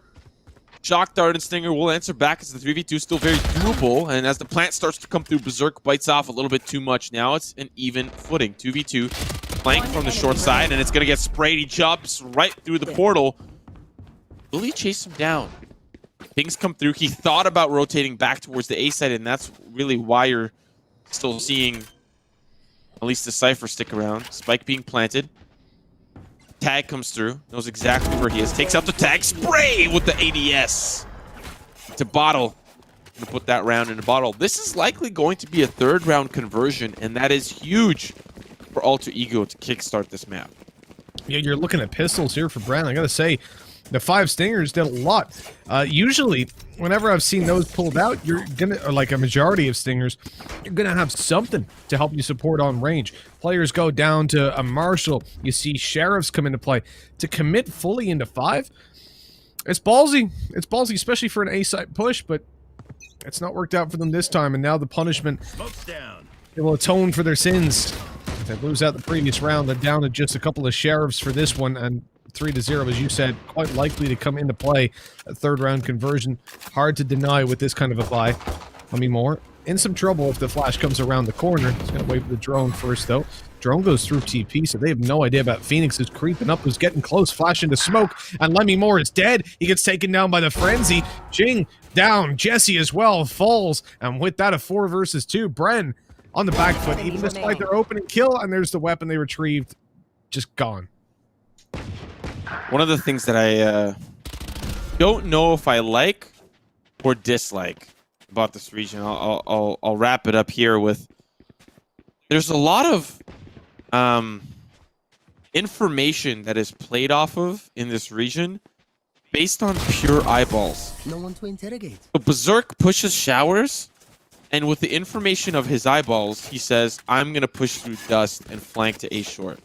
But we've seen this from a lot of teams. Not just that specific play, but pushing down an extremity and entry point and coming out the other end wanting to flank. Now, the defense doesn't normally play aggressively in the region that I'm used to, North America. You very rarely see really aggressive teams on the defense. But I'd imagine that's a world where a Sentinel could really help out, and that is what Bren are lacking. Non-Sentinel play is just non-existent in Europe and North America, just in general. Except if you're TSM. Yeah, well, let's not talk too much about TSM. let's not go down that route. Oh, I like that dismiss, but nice. The dash after really well handled by Dubstep. Gets the kill, gets the opener. It's back to a 4v4. It's winnable again. He finds that pick. That's where things really start to cook up. Really turn into a losable round. A possibility of a losable round. But 4v4, Bren have the Hunter's Fury, which likely can be used for this round, especially in a post-plant scenario. But passive defense on the B side, Berserk doesn't know the definition of passive means. He's holding a standard defensive angle on this A side in A short, and he's got Lamy Moore to back him up. First shot's going to come easy. The portal play commits to an A side hit despite already losing a player, and another one was spotted out in A short. So they're hoping that this showers push is going to be able to catch Berserk off, but They don't know that Lamine Moore's up in heaven. He is smoked off. One enemy remaining. Recon Bolt's going to really help out with Frizz, and this is just falling apart one player at a time. 10 seconds left. It started out so well. That trade, it looked like it was going to be Bren's round to take, round to convert, but instead, we run out of time. Go 4-0. Alter Ego, really off to a flying start. We know that this map tends to play out, and most of them tend to play out quite offense-sided, and especially within this region from what we've seen so far. Let's take a look back at the games, actually. So, Bren versus Team SMG on Bind. It was 9 rounds they found on their defense, but then they never really got a chance to show us how good their attack was going to be, because it finished 13-6. And then, for Alter Ego on Bind, they found 5 rounds defense and closed the series out 13-10. So, I mean, based on that, you can technically say that we know Bren are good defense, we know Alter Ego pick up the majority of the rounds attack. But at the same time, you know, if they're already 4-0 up, if they manage to get an even better score, Borkham, he's dealt with. He's back down left side, arm spotted, but the shot not connected. 4 versus 2 to Bottle on the flank. Oh, pop, but now the final player remaining manages to get himself a little orb. The dismiss doesn't really get him much. He's oh, he didn't get spotted. He's gonna push forward. Lear goes out. Nobody there. Nobody to take down. And I think, you know, it's so hard for him to get anything done, even harder when those knives come out up close and just right-click into his chest. I think you bring up a very valid point about Bren not really having the greatest start, and Alter Ego really 4 rounds in a row is a sight to behold in many regions, right? But I think the main important thing to identify here, Bren, you've got this triple duelist composition. You have to make it work on the attack. On the defense, you're screwed. And I don't have a nice way of putting that, because you don't have a great defense from a Sentinel. You're really stuck on playing aggressively with these double duelists. You're going to be playing the extremities every single round, and that's predictable, right? But Alter Ego, they're totally fine. They've got a double duelist. They also have a Sentinel and a Brimstone to help delay things, but early pick here for Dubstep. Great start. It's traded away, down to the 3v4. Berserk has to wait for the rest of his team to wrap around, come back to help this retake. Borkham doing well onto Berserk. He was trying to fall back, as you said, waiting for his team for the retake, but ain't gonna happen. Double bounce, I like it. No help for it. Again, to Bottle coming on the flank. We've seen this a couple of times. And Borkham gets a nasty little flick to take him down. This round's done. It's already in the books. Frostmine. Oh, no! Wait. Double kill. 1 player on short. Nobody else goes by because of the TP. He knows that they're far away. They're going to try and buy some time. Frostmine swinging out. Oh, they've heard the steps. He's ruined it there. He's played himself. Here's the swing. The round is done, but I mean, hell, he made a good attempt at it. Yeah, very, very valiant effort. There was a moment there where I was holding my breath. You know, you were wrapping up that round like a nice little bow, but unfortunately, Christmas is just around the corner. That present can be opened much later. Looking at this one, though, economy still okay for Alter Ego, but it's starting to crumble a little bit. It's going to likely be a soft buy to kind of bounce back on that 3rd round loss bonus in the round to follow. But Bren have started to catapult themselves into a good spot. They've kind of like hit their stride at the perfect time. After losing 4 in a row, the economy bounced back. They won, and ever since then they've done a great job of keeping that afloat. But already, in my opinion, the damage has been done by Alter Ego, winning 4 in a row, and it can only get better from here. You win 6-6, this could be a completely dominating 2-0 for Alter Ego. But we got to see how these rounds unfold. Well, these entries certainly seem to be going to Bren consistently. At this point, Borkham, oh, he's almost cut off the player for a kill. Good shot by Berserk. 1 enemy remaining. Oh my god, Wait. okay. 3 rounds in a row, he's flying 3 rounds in a row, but here comes the showstopper. The show, unfortunately, ends prematurely. That is the 3rd round in a row that he's flanked. And a great point that you brought up earlier, no Sentinel. So, Bottle has got so much freedom to come on that flank without worrying about tripwires or boom bots, or well, not boom bots, alarm bots, or anything like that.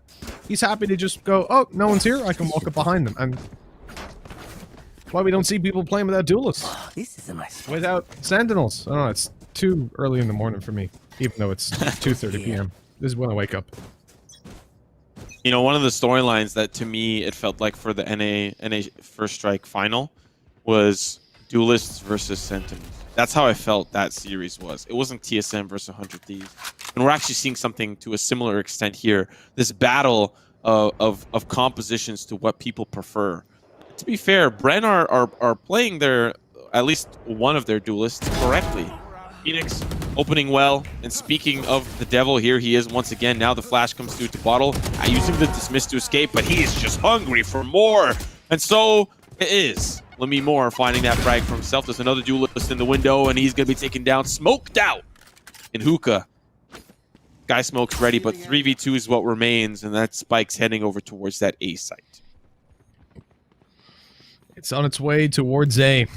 Deploying drone. I feel like for Bren, they need this round. They really do. You can't allow Alter Ego to 6 and maybe even further past that. The choices are fairly limited. Shock darts avoided. Luckily, with low HP on the Brimstone. TP taken. They're going to go for the plant. Here comes a little lineup. Nope, I think it's just do it by ear. We've got an orbital strike. They'll wait for the orbital strike to go down. That'll force them off the site. Here comes the recon. It's going to spot out one. And the spam is there, but not for the kill. Lemmy Moore taken down, but he's low HP. Everybody else has got full health, and Frizz is quick to take down the Omen. 6-2. And oh me, oh my, what can Bren do? Yeah, I'm starting to feel a little bit of pain for Bren. Their win over SMG did not feel like a fluke. Borkum doing exactly what he needed to. But if I'm going to be honest, Dispenser was having some pretty good games against SMG. This time around, it's a little bit of a different story. Dispenser hasn't been having that same impact, and especially when you're requesting your triple duelist comp to be super impactful on this half. You've got 2 rounds, and one of your duelists is not performing to the caliber that you request. And Borkum's doing some heavy lifting round after round. This man is deadlifting his entire team straight through the gutter. But on the opposite side, you've got a couple of janitors also cleaning things up. You got 2 frags already that rotates around, like you highlighted. Sentinel utility just not there to catch those flanks, and now it's just down to Borkum. And unfortunately, it's the Bottle gets the better of him. This eco round falling apart 7-2, and already Alter Ego are really reaping the rewards of this failed execution of this comp on the first half.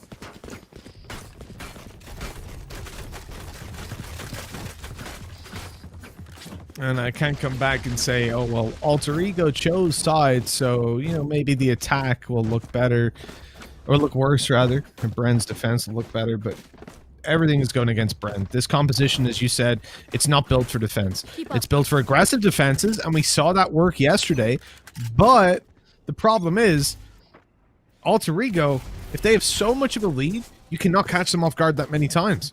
You need to close it out quickly, and that ain't quite possible for Bren. So they're going to be forced to play. Sure, they'll have some rounds aggressive and they'll catch their opponents off guard, but for the most part, they'll play rounds where they're defending sites using duelist utility as sentinels, and it's never going to be ideal. That's why we don't see this comp flourishing across most regions. Like, I think for this comp to work, you need like 3 screens. You need 3 players that are just insane at the video game. Wait, what? He just gave up? Accepts death? I've never seen that before. Oh, well, I'm dead. I'll just stand here. It's like a depressed move. Just, what's the point? Gotcha. What is happening? What am I watching? 1 enemy remaining. I'll tell you what happened. I'll tell you exactly what happened. Tabottle has just sacrificed himself. He's part of some kind of cult, and he sacrificed himself to give his teammates. You ever play like Yu-Gi-Oh? You have to like get rid of a card, and then you play the stronger one. That's what he's done there to boost his teammates up and make them all powerful. Because I've never seen a man just get hit by 100's Fury. It was before he even got hit by the first one. He just went, well, I'm dead. 1 enemy remaining. Took it, and then his teammates pulled all the way back. Lemmy Moore. I mean, he was listed as the player to watch statistically, and I think, you know, stats don't lie. I'm just confused. round was so weird. We got to look at this upcoming one. We're already looking at the engagement. Ching definitely brings the flames alongside the rest of the team, but now here comes that lurk, and he's trying to be unpredictable by going all the way around, the long way around. He'll never predict the unpredictable. But he's going to end up in that same exact spot, and Borkum's ready for it. But at this point, your adaptations are a little late. You've got 2 rounds remaining, and your best case scenario is an 8-4, and you're up against an Empress possibility here for the Reyna. I like the positioning, though. They think it's a flank, but Tabottle's coming in all the way from the shower side. So Borkum is likely going to be one of the last players remaining. If Tabottle was able to find that pick on Ching, that's not going to happen. Ace on the precipice here. Frostmind. Oh, Econ Dart. He had enough time to react to it, too. That was a little bit of a weird one. 1v3. Likely around here for Bren. Borkum comes back to the site, takes down Frostmind, and will we see an 8-4? Will we see a 9-3? I think that doesn't even really matter because Alter Ego have already been successful on this half. They've already gotten what they bargained for. So Dispenser and Dubstep are basically the reason that they're losing this game, and the reason I say that, Dubstep, he's not fragging on the jet. He's not bringing any value with the cloud bursts. Like, it's not like they're playing those kind of faster executes. It's not there. Dispenser, him not playing the Sentinel has caused them so much trouble. We've seen him on... Oh my god, Berserk, you're just nasty. I mean, what is Dubstep supposed to do to contend against that? You know, I'm not talking about KD-wise for him, really, or for Dispensers to why they're losing. It's the value, the agents they're bringing are not being used in a way that gives them justification for taking them over some of the others that they could have, like a Breach and like a Cypher. But Jesus, when Berserk hits a shot like that, you lose. Like, nothing you can do.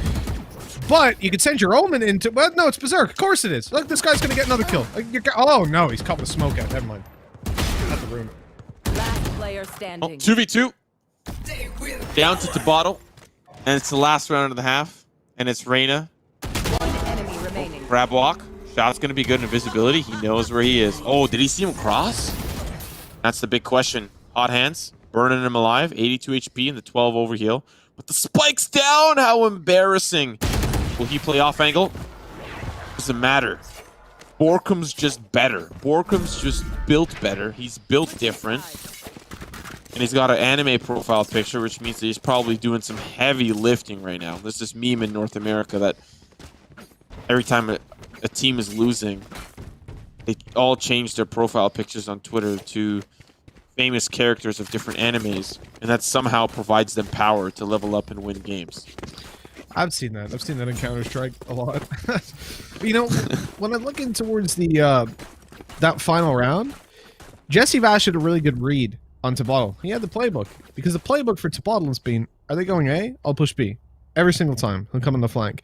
He's got 15 kills and doing pretty much the same thing every single time. So, what happened there was, you saw that Jesse Vash went to plant the spike, heard the ult popped, and went, okay, he's about to push mid.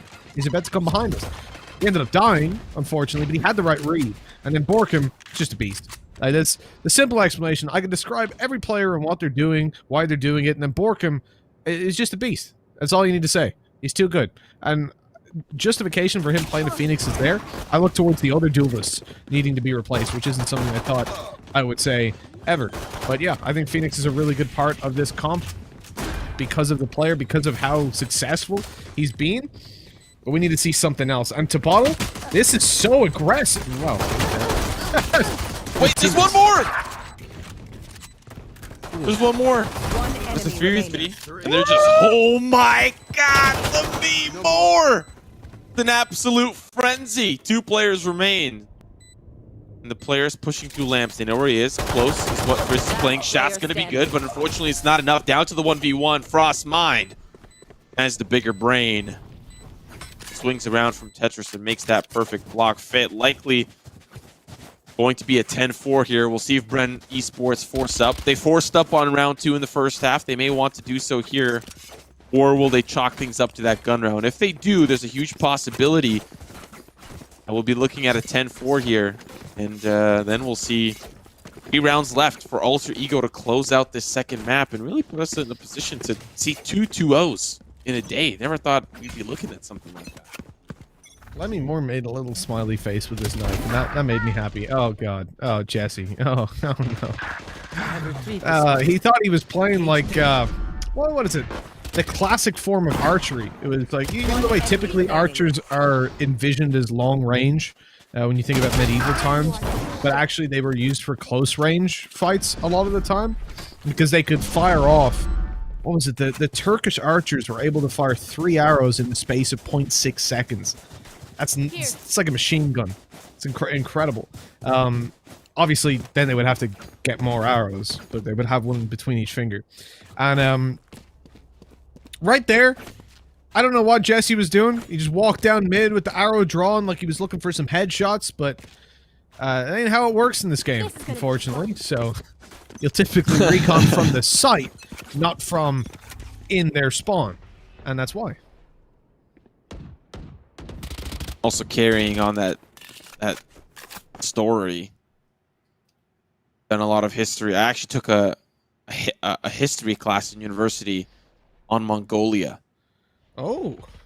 And their archers just as potent, and that's really why you see them play close combat as well on the horses. It gives them an even bigger advantage because they've got speed and mobility, and they have the ability to do some serious damage, despite the fact that they also starve their opponents and wait for them to surrender and then kill them anyways. And that's exactly what Ching is doing. He saw that there was a player there, chipped him away, and he'll back away with full HP. Plant going down, Spray will tag a couple of players through the vents, and I like how they're playing this choke point. They're not even letting them onto site. Usually you see players default to lamps, but look at this buildup of a flank coming in from Bren Esports. They use the teleporter. They're going to go through the showers. Let's see how much success they end up finding. Oh, Lemmy Moore just got blocked up by Berserk with coming in for a hug, a cuddle. But in the end, he's just being shut down. Bren, trying to get back in. Oh, but they're being crossfired on the swing by friend. Same time as his teammate. Beautiful stuff. And 11-4, we go. Bren, they're just looking down and out of this one. I always found that very interesting, though. Like the ancient history stuff about it. Because I saw some guy. He was a world champion archer, and he decided to like go and read the old textbooks from back in like the Ottoman Empire. Obviously not textbooks; they're more scrolls.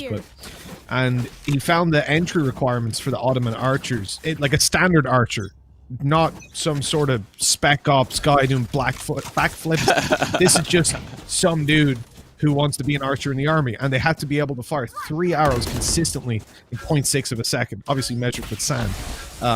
But yeah, that's crazy.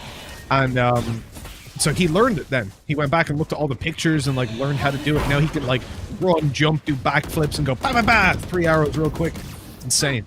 Absolutely insane. Not very useful. I will say guns are better, but we're seeing guns versus knives, and guns are definitely better because Berserks just wrecked them. Oh my word. Blocking sight. You know when you hear a new song, you just have like this stink face because it just hits so hard. It just hits you and it feels like a truck. Your emotions, they're all vibrating all over the place. That's how I felt when Berserk just halted that push. Jeez. Revealing area. Even with knives to the face, you'll pluck those out of his eyebrow and continue the fray. Lemmy Moore's holding the W and the D key. The Bucky proving to be brawnier than the Vandal. But even now, I think they're just having a good time. Oh! Oh! Chase! It continues. No, it does not. Oh, Berserk! Oh! Jig! That's what I'm talking about. That's my boy, Bucky. Coming up big. You'll love to see it. By the way, Simo, I'm gonna link you in our little Discord chat. And you studied Mongolian history. This is the band I was telling you about, the Mongolian band, the Who. They're the boys. They covered Sad But True by Metallica as well. But it's all in Mongolian and like throat singing. And it's nuts. Okay, it's spicy. This is gonna sound very random, but I have a very close friend of mine who lives in British Columbia, Canada, and he's a welder. He has nothing to do with esports. Okay. He wants to practice throat singing. He's just a random ex-Mormon white dude that is practicing throat singing He's a welder by day trade. Berserk definitely welding some frags together as he finds dubstep backside. Mitch, I think this one is as good as gone. Unless some heroics come out from Bren. But maybe after this one's done, we can do some Mongolian throat singing. You know what? I think what Bren are doing right now is going to be close to it. It's just Mongolian crying. They've been practicing it all day, but it's really coming through now. Just feels natural. They've been wrecked 13-4. Bren Esports are down and out, and Alter Ego make it through. Phenomenal play, I have to say. Like, these guys, they come in, the Filipino team at Bren Esports, they looked good. They beat Team SMG, and we were thinking this is going to be a close game. There was no way that we were going to be done this quickly. And yet, I'm going to be early for lunch. What's going on? I know that there's a lot of height jokes that run around about you, but when you said lunch, I just thought of, the hobbits, what about second breakfast? That's what I'm thinking about right now. I was enjoying commentating with you, Simo, but that has ended very quickly. Can we get someone new for tomorrow? Yeah? Okay, cool. Didn't think you were going to go there, Simo, but here we are. Here we are. Like, overtime versus Alter Ego tomorrow, man. That's going to be one hell of a treat. But we've got attack all around and Bren fighting for 3rd and 4th place because, of course, there is still a big chunk of change and difference, double the money. But either way, all of those teams that I've just mentioned will be getting some wonderful AOC monitors. You can do that too, but you'll have to pay for them. So get really good at Valorant as well, I guess, and maybe we'll see you in the next AOC Masters. Let's take a look at the stats from that game and see who was up at the top. I'm going to place my bets on Berserk because that guy was going crazy. Yeah, you're not wrong. To be fair, some of the members on the team not too far behind, I think, to bottle the closest, tying things up with Ching. And if I'm going to be honest, Ching didn't have, I don't think the stats really show the type of performance he had.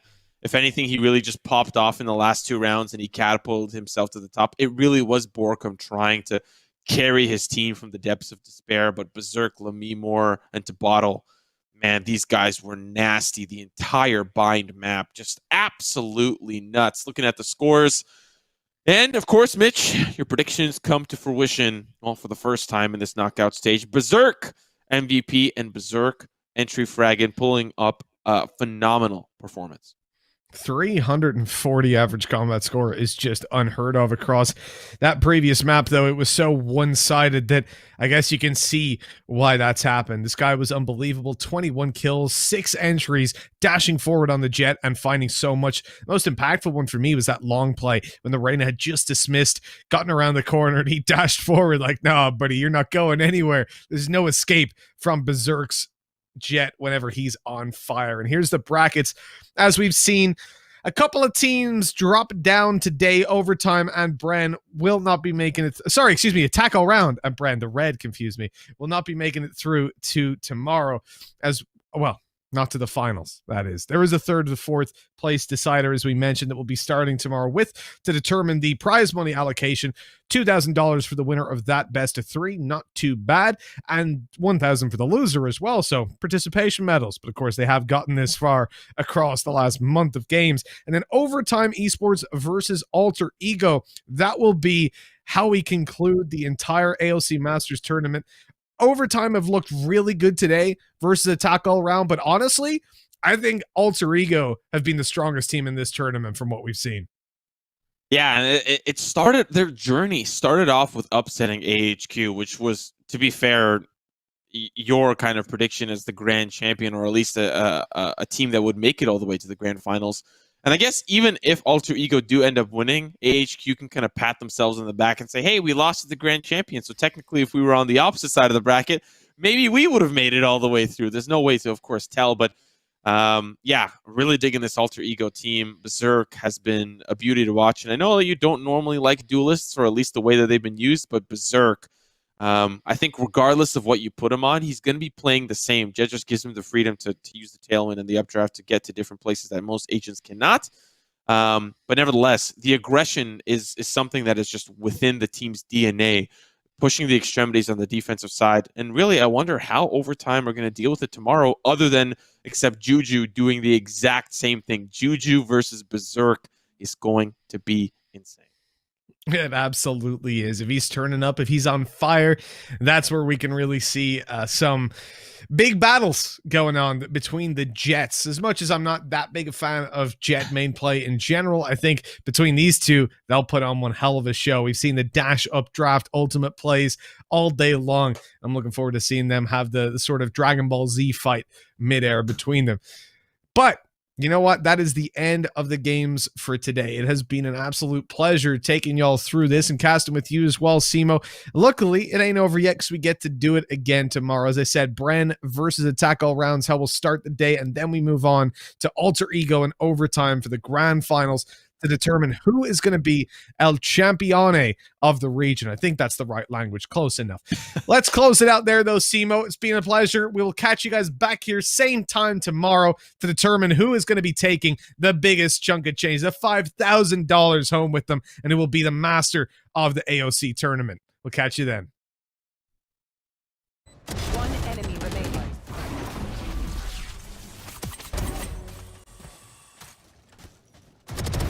No more. Pitiful.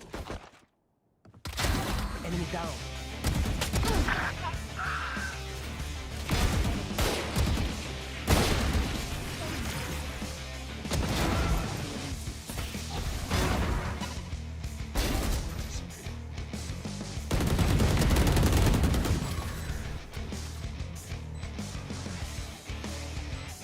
One enemy remaining.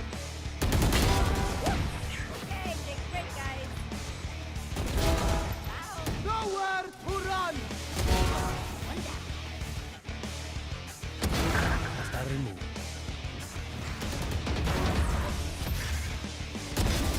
Stay down. One enemy remaining. Attackers win.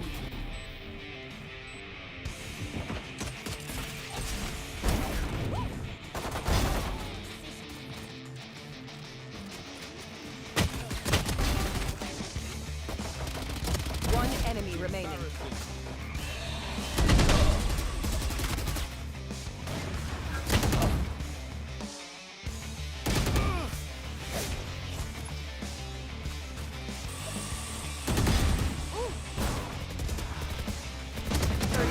Left. One enemy remaining. Planted. One enemy remaining.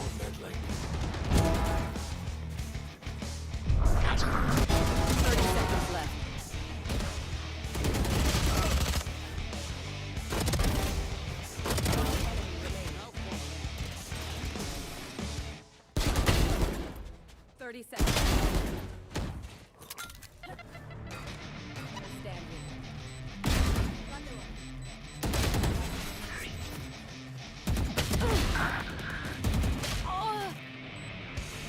One enemy remaining. No more.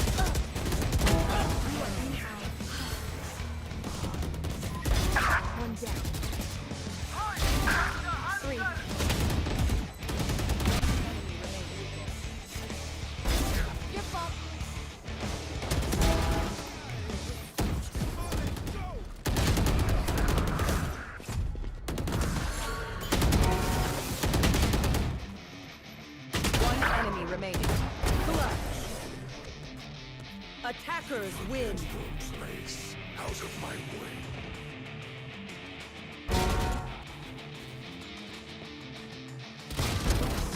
No one to interrogate. Nowhere to run! Joke's over! Put down. Buried.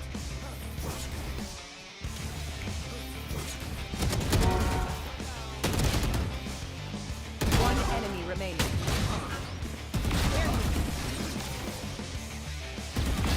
Gotcha. Stim beacon down. One enemy remaining. Last player standing. One enemy remaining.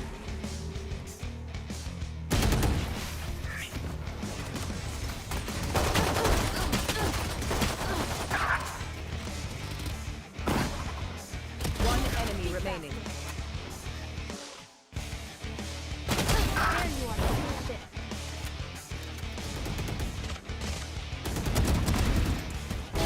No chance. One enemy remaining.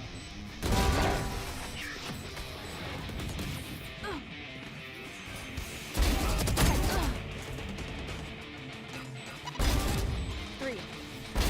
You're blocking sight. One enemy remaining.